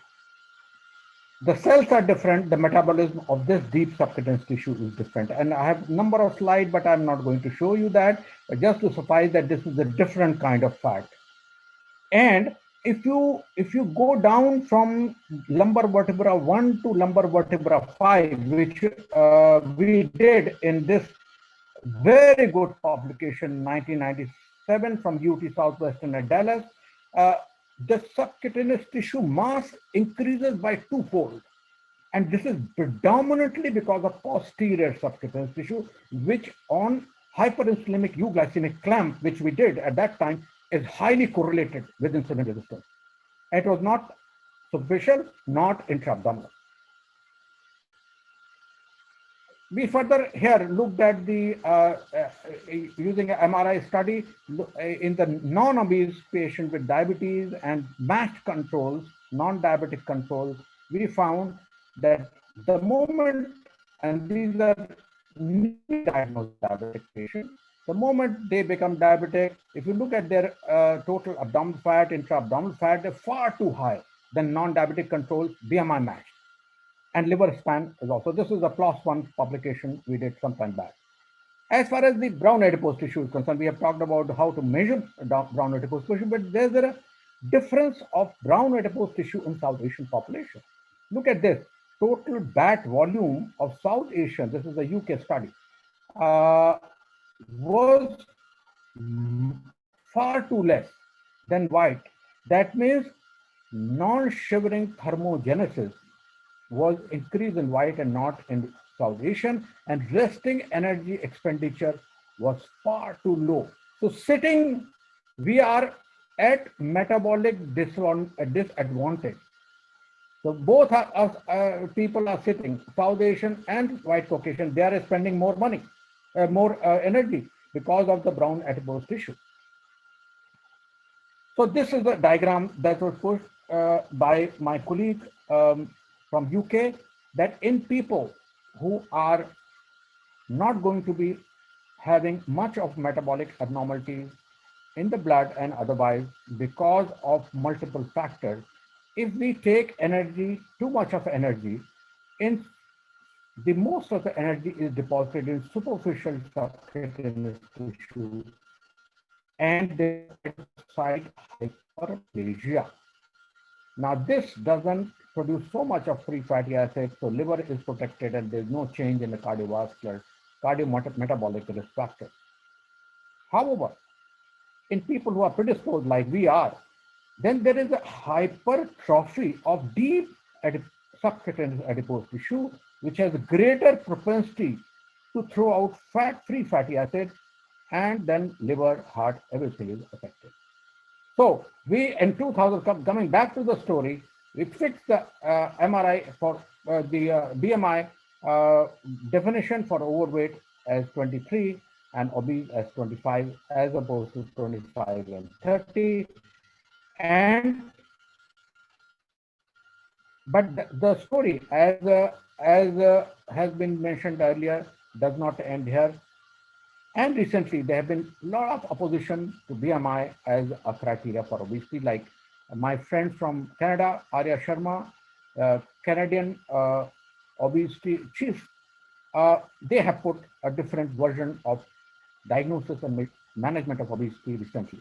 Now they say caveats for BMI. BMI is not direct measure of body fat, does not indicate body fat distribution, does not amount to muscle mass, can underestimate body fat in people who have lost muscle like sarcopenic obesity, does not distinguish between men, women, and ethnicity, is less accurate in certain populations like South Asian, and so number of problems as far as BMI is concerned. Now, waist circumference, the action level 2 and action level 1 have been fixed in this 2008 document, 1980 centimeter for men and women for diagnosis of abdominal obesity and waist hip ratio. But then there are a number of caveats for waist circumference 2. Is not direct measure of visceral fat, intra-abdominal visceral fat. Considerable training and standardization are required to ensure intra-reader reproducibility of waist circumference. Is sensitive to abdominal distension due to fluid intake, bloating, ascites, pregnancy, varying cutoff for ethnic populations, less sensitive measure of intra-abdominal visceral fat with increasing BMI, and waist circumference requires further body exposure and can be perceived as intrusive measurement by some patients. So number of problems. Now this is the various cutoff in the same document, 2009 document, treatment of obesity. We lowered the cutoff for initiation of pharmacotherapy and also bariatric surgery. Almost similar cutoffs 10 years later are going on. So nobody has changed any cutoffs here. Now, final slide is the Edmonton Obesity Staging System by my friend Arya Sharma. And this says that according to disability due to obesity, you fix the treatment, intensity of treatment for obesity. And so there is 0, 1, 2, 3, 4 stages depending on disability, and your treatment also varies. So this is some sort of a new concept, not that it is something which was not known to us, and that not that we did not look at cardiovascular risk and others did not look at cardiovascular risk, the increasing obesity, so that's a disability itself. But this is more defined now, and so everybody is talking about so-called new way to look at obesity, not much of a stigma, look at the associated comorbidities and treat accordingly and so on. And there are a number of components for assessment of obesity. I'm not going to detail. This is available on the Canadian Obesity website. So with that, I finish my presentation and I'll be happy to take any questions.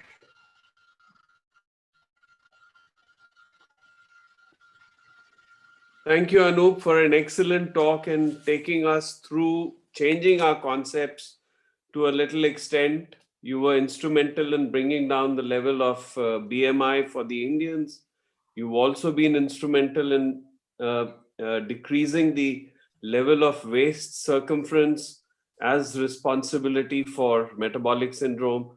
And something new, which at least I gathered, was that subcutaneous intra-abdominal fat is more important than the visceral fat, and that also the posterior subcutaneous fat has more associations with insulin resistance.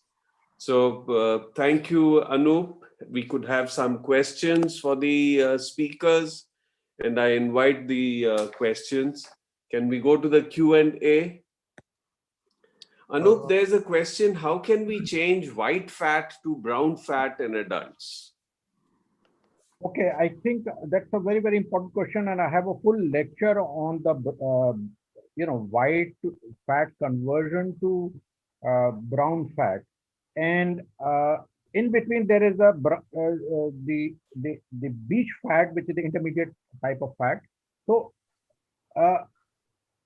good amount of exercise itself, increase in the catecholamine level, and drugs, in fact, the beta stimulant drugs have been shown to convert the white to brown fat.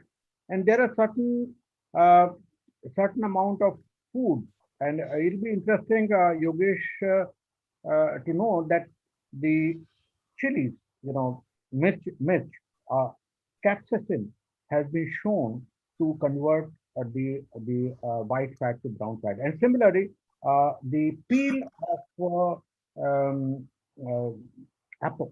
apple peel has a certain substance. I'm forgetting the name at this point of time. I have a couple of slides of that. That also can convert.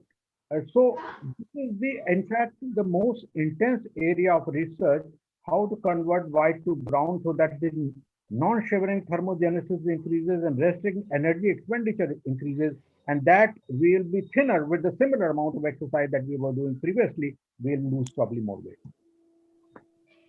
Anup, you didn't talk about sarcopenic obesity. You just brushed aside.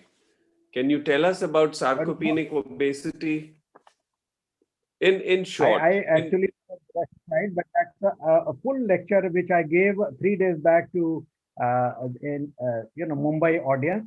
Uh, Sarcopenic obesity is actually, if you look at the sarcopenia first, then a large majority of Indian population has sarcopenia.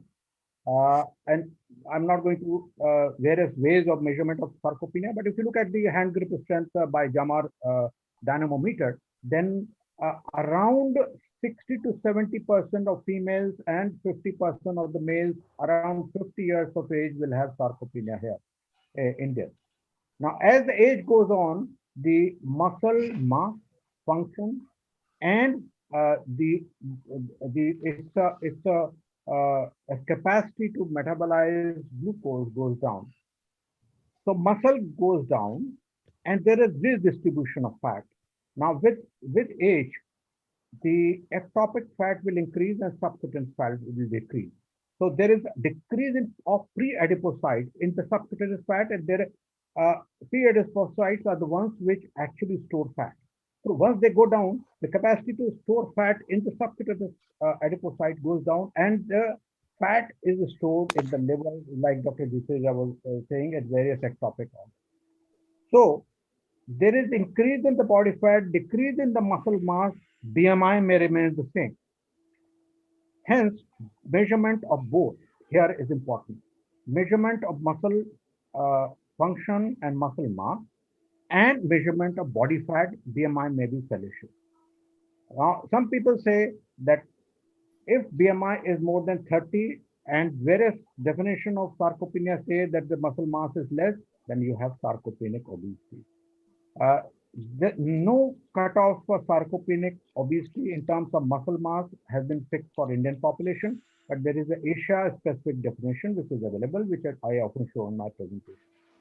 Most of the people above 70 years in India will have sarcopenic obesity. So thank you, Anup. AC, yeah, you can one or two ask some questions from the audience which has come. One is from Dr. Kathakali. I think she asks why some people never gain weight even if they eat more, and why some people gain weight even if they eat less. I think Dr. Duseja will be able to answer that. I think it's a difficult question, I would say, but then I mean, I agree with the observation, and we do see that, but probably I think it's the multiple factors which are responsible in a particular individual in gaining weight or not gaining weight. It's not only the nutrition. Obviously, I think the imbalance of the calorie, the amount of calories somebody is taking, the physical activity somebody is doing. Then, as I said, the role of gut microbiota would come in, and the role of genes would also come in. So I think a lot of this multiple factors would be responsible in somebody gaining weight and the kind of adiposity somebody is having, and it's not dependent on a single factor. So I think multiple factors, I would say, would be involved in that.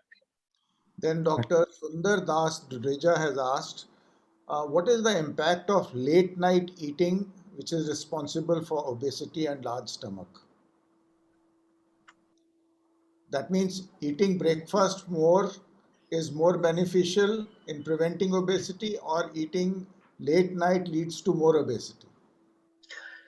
I can answer a bit about the breakfast.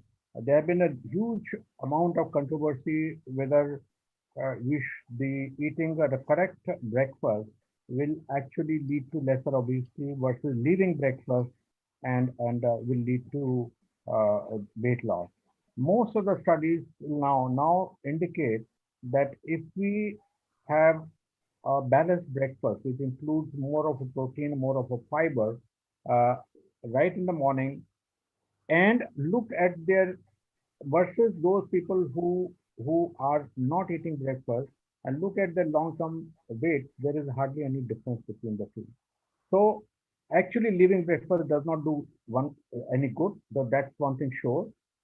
Whether longer term study will show that eating right amount of breakfast will ultimately lead to weight loss will depend on number of other factors. As Dr. Duseja said, physical activity, the composition of other meal, composition of his body, and presence of brown fat and things like that. As far as the late dinner is concerned, it has some impact on the hepatic glucose output and early morning hyperglycemia. That I can say. As far as the weight loss is concerned, I have not come across any very good study to see whether it causes a weight gain or weight loss. Can I answer, Dr. Anand, that partly? Sure. Yeah, you see, there is a basic concept of circadian rhythm, which we tend to ignore in maintenance of the body weight, which clearly states brain by default, because of the signals which could be visual, which could be time related, which will perceive late evening as the resting state. If that is the time when you tend to overeat and have a heavy late night dinner, then your whole process goes haywire. Because at the level of the neurochemistry within the brain, the centers which determine your resting energy, centers which determine your appetite, certainly will not respond to the late night dinner, because at that time the brain is perceiving it is a ratio between the leptin and adiponectin, which is to be decided by the hypothalamus and the appetite suppressing and stimulating center. So it is obviously bad to have a late night dinner. There is a big role of circadian rhythm which has not been well studied. Uh, Skipping breakfast is now called as in fashion these days because of intermittent fasting. So, what is your thinking about it? Sorry, are you asking me? Asking Anyone whom? can answer? It's an open question. Okay, sir, it's like this. Um, there are a number of studies on intermittent fasting, and I'm only talking about the patients who have diabetes more often, and some patients who are non-diabetes, don't have diabetes, normal people. Now, the most of the studies are not robust enough for us to actually. However, some studies show that there is a definite weight loss and there is decrease in inflammation parameters. Uh, but a recent meta-analysis, which was done in around in 2019, looked at all studies which were uh, in employing intermittent fasting versus all studies which had the restrictive eating only, not time restrictive eating. Time restrictive eating is intermittent fasting. Restrictive means just calorie decrease in the calorie and usual meal. There is no difference between the two as far as weight loss is concerned. A recent randomized trial in JAMA Internal Medicine between time restricted eating and the usual eating with some calorie restriction show that there is no difference. In fact, in those with intermittent fasting lost lean mass. So there is a problem here. So intermittent fasting may lead to long-term decrease in the lean mass, also osteoporosis, and may not be different as far as weight loss is concerned to a calorie restrictive usual diet that we do. Dr. Anand, can I answer again partly? Sure, why not? You see, there is in the first webinar on obesity, about last month, we did discuss this issue at length. And I think there was a very good, clear consensus that what matters, as Dr. Anup very rightly said, is the total calories you consume, irrespective of the nature of the diet, timing of the diet, pattern of the diet, type of the food. What matters is the total calories, as calories are calories. In fact, there is a dark side to intermittent fasting. It is believed that if you have been intermittently fasting, at the time when you are not fasting, you tend to overeat. That may give you more bad results rather than intermittent fasting. So as of now, there is nothing to suggest that intermittent fasting helps in reduction of the weight. I'm talking about reduction of the weight and decreasing the weight. Overall, what matters is the total calories you consume in a day. preferably during the day. There is one question by Dr. Vinita Jain, who asked that I've undergone few abdominal surgeries, and because of that I can't exercise. So how should I reduce weight?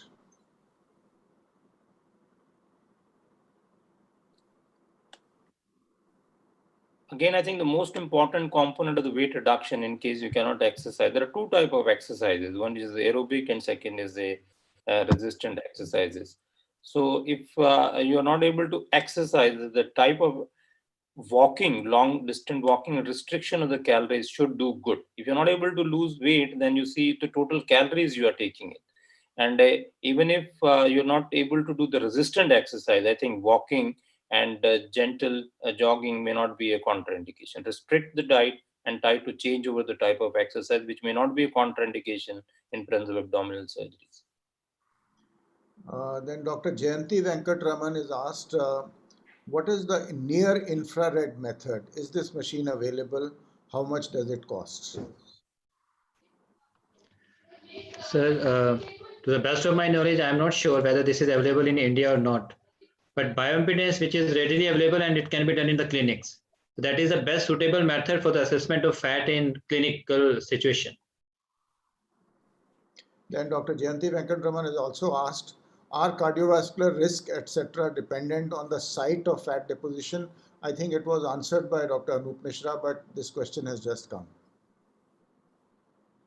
At this point of time, I would say that besides abdominal obesity, intra-abdominal fat, the most important ectopic fat, which is related to cardiovascular risk, is hepatic fat. And this has been shown in various studies worldwide, also shown by Naval's group in All India Institute of Medical Sciences, by indirect surrogate markers of atherosclerosis, which are correlating with the hepatic fat. So multiple fat depots may have lend cardiovascular risk, but the abdominal one and the hepatic fat remain the most important.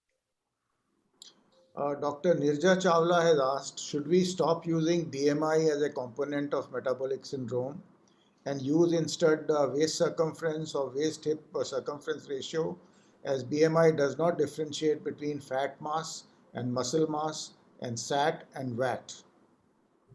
First of all, the definition of metabolic syndrome does not include BMI.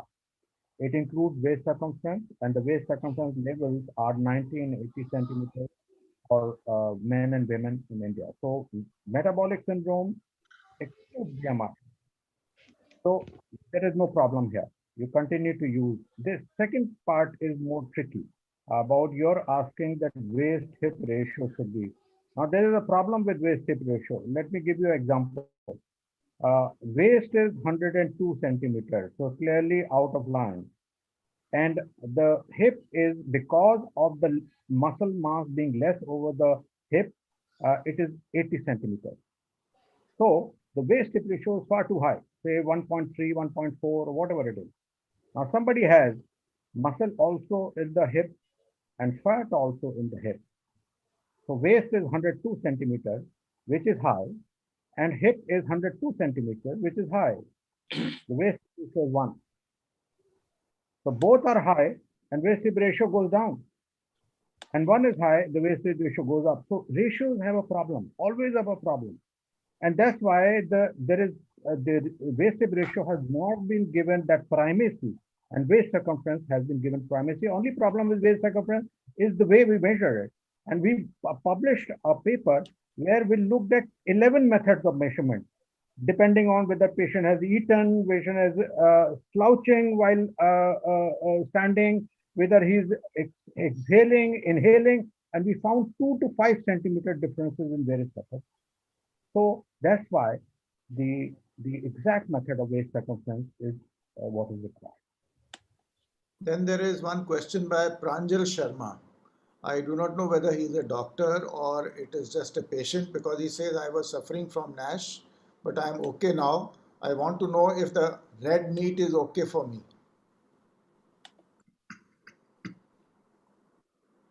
Ajay.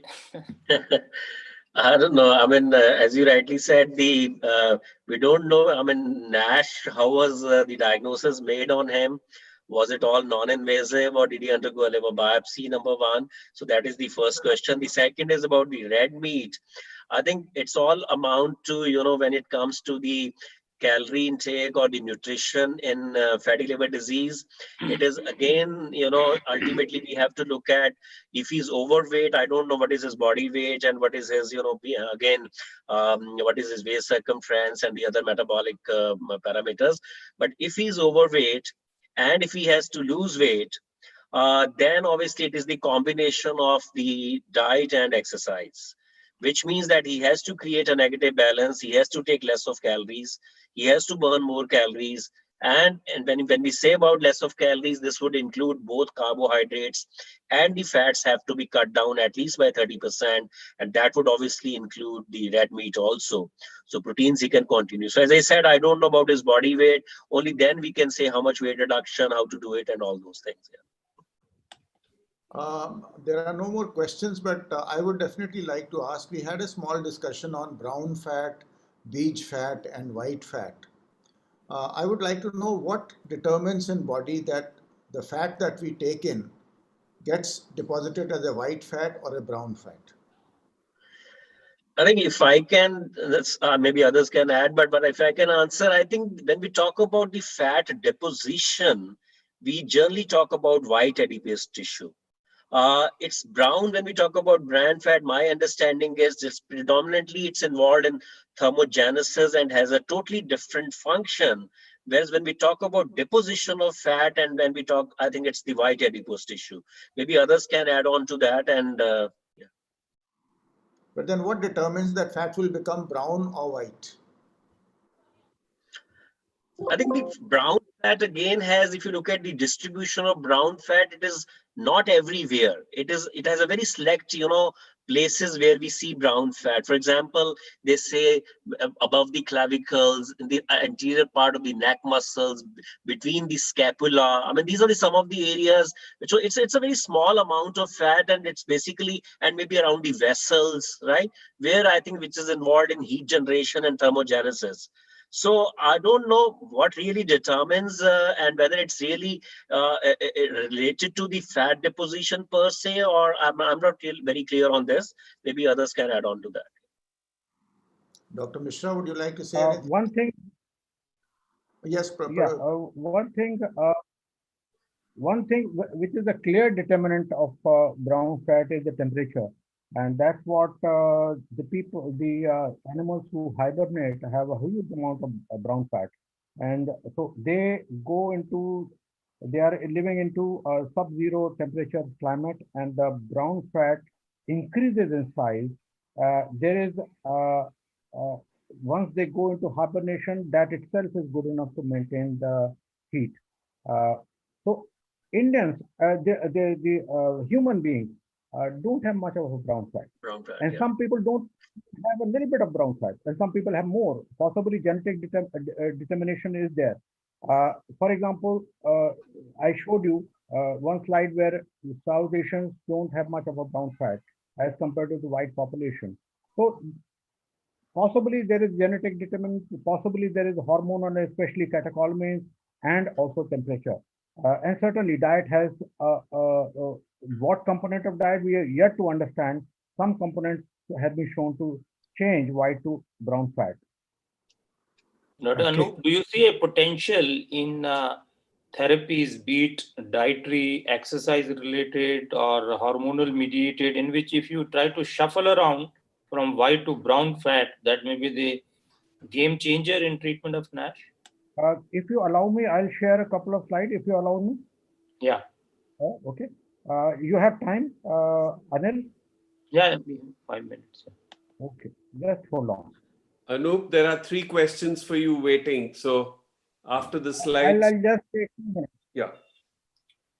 And at the end of the talk, may I request Dr. Piyush Ranjan to please give us the summary of the proceedings for another 5 minutes before we end up. Piyush, please be ready. So how can fat can be activated? This is one of my talks. And people are going to the North Pole or South Pole to activate. And there is a capsaicin. Look at this capsaicin.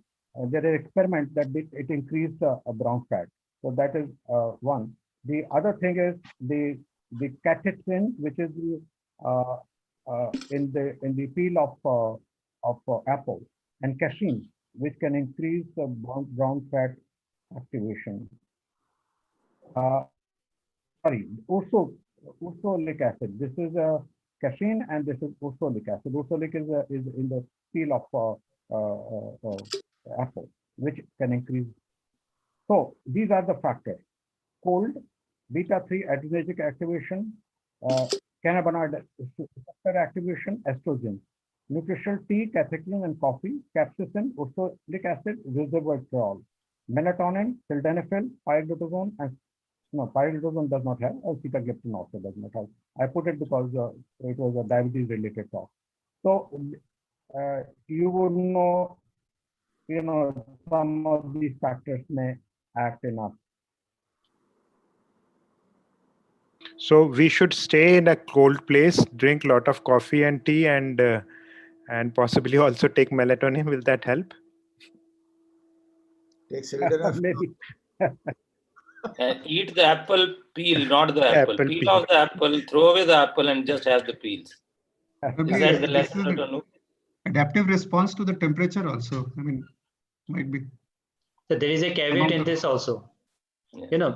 The methods which we have for the estimation of brown fat, they are not, always the same. Suppose if you are doing a PET scan for the estimation of brown fat for the same patient one day, and the next day, the amount of the brown fat estimated will be different under the same circumstances, under the same scenario. So there is a lot of problems with the estimation of brown fat. So you're not sure whether taking more caffeine or being in the cold place will increase your brown fat. There are two people, there are studies that if the same person exposed to the same cold atmosphere will show brown fat on single day and may not show brown fat on the next sitting. So there is a difference in estimation of the brown fat. This is highly temperature sensitive also. Yeah. Also, those who are lean will have more brown fat, and those who are obese will have less brown fat. Less brown Whether it is cause or effect, we don't. I have a question for Dr. Ajay. Yeah, please. Should we? Most of the studies have shown that it's visceral adipose tissue which is the main culprit. So is there any exercise or anything which we target mainly the visceral adipose tissue, like abs or something? So does it help? See, See, again, if you when we look at, exercise and when we diet, the whole fat comes down and not specifically the visceral. So is there anything to target? again, I think if you look at the data, I'll again talk about, say, fatty liver disease. I think when people have people have basically looked at the weight loss or weight reduction with various modalities, whether they are lifestyle interventions or bariatric or anything. So I think people have mainly focused on the weight reduction and the liver fat, which actually comes down with weight reduction. Most of the studies have not looked into the kind of adipose tissue which has gone down with these exercises. But I think there is some little data which is available which have measured, both subcutaneous and the visceral adipose tissue, and they have shown reduction in both. But I think large studies are probably not available. People have just looked into weight reduction and the reduction in liver fat. Yeah. One more question. Since you showed that sometimes visceral adipose tissue gets inflamed and then Yes. it causes. So has there been any surgical studies done that if they have removed like omentectomy or something? So if you remove the inflamed part, not the bariatric surgery, but just the removal of the inflamed. I got your tissue. question. Yeah. But then again, I'm aware of these studies where people have done the liposuction and have removed the, subcutaneous fat, and that has not helped. Right? And that was an indirect evidence again to suggest that probably it is the visceral adipose tissue which is the culprit. But then the point which was very well taken was that subcutaneous is also divided into a superficial layer and a deep layer. So deep could still be a culprit, and whether those liposuction studies really remove the deeper layers of the tissue or only the superficial layers, I think that information I'm not aware. Secondly, I think about your question about omentectomy. Again, I'm not very sure, but I think there was some data which I remember offhand. People have done it, but with not much of benefit. Yeah. I'll just add to what Dr. Dusita said. There is no study which shows preferential reduction of abdominal fat with any lifestyle measure. However, if you lose weight in younger ages, then both will be reduced. If you lose weight in the 60s and 70s, there is a great resistance of abdominal fat not to go down. So you may still lose weight and you may not lose that downside. So that is one. And the second thing, rightly said, that the liposuction studies, most of the liposuction has been done from anterior abdominal wall, never done from posterior because of the cosmetic reason. So anterior fat and superficial fat is removed, which has possibly no metabolic value. Anup, there are 3 questions for you. How can we preserve the brown fat of infancy into adulthood? Can we preserve the brown fat which is more often seen in infancy? Send them to Siberia. Okay. So, all I can say, if you are doing good amount of exercise, you're having a right kind of meal, you're possibly having a lot of apples and apple peels also. Possibly you will be able to preserve whatever your body composition in the childhood, so you'll be able to preserve. But I'm sure, although it is not proven, that junk food, plenty of saturated fat, etc., all will have impact on the brown fat. And if you increase your weight, it will be probably a white adipose tissue and never a brown adipose tissue. So weight has to be maintained. If you gain weight, white adipose tissue will increase, brown adipose tissue probably will go down. Okay. Second question, Anup. Recently in the European Association for Study of Liver, they said that better than the waist circumference, it's the neck circumference that correlates very well with non-alcoholic fatty liver disease. Are you aware of this? Yes, and this is nothing new. Neck circumference we have been measuring for quite some time, especially in patients with obstructive sleep apnea. So measurement of neck circumference is the old thing, but correlation with the fatty liver is something which may be new. But I can say that it will this may not be entirely correct because neck circumference may vary from person to person, and there is not great amount of fat in the neck except in some kind of lipodystrophies, and it will depend on the bone and the muscle, which are quite a lot there. So I don't see how a fat there, which is possibly not metabolically active, will impact the fatty liver. I'm sure more studies are needed, Dr. Chawla. right. And the third question is, do we have any Indian data on metabolically healthy obesity? What percentage of the Indians have metabolically healthy obesity? And as physicians, we should be speaking in these terms rather than generalized obesity. Dr. Chawla, in 1988, Paul Mackey did the experiments of how many obese people will have insulin resistance, and he said 80% will have insulin resistance. Those were the metabolically healthy people. Till now, any study anywhere in the world has not been able to negate this. This is the exact percentage everywhere. Now, but in Indian population, it will be probably less because we are largely metabolically unhealthy, and it will be something like 90-10. But there is no robust study. There are small studies by my colleagues which have been done. I won't say they are a very good study, so I can't quote them. So we should have that data, and this could be some food for thought in the future. Absolutely. So I don't have any more questions. Anil, question. Arora, Desi, Anand, Maybe we request Dr. Piyush to please summarize the proceedings before we call it a date. Before I summarize, one final thing which I would like to ask practically, if we see an obese person with fatty liver, how far would you go to investigate in terms of fat deposition, obesity, other than the routine BMI and waist circumference and the waist hip ratio? How far would you go? Would you do a CT for everybody to determine what would be the outcome?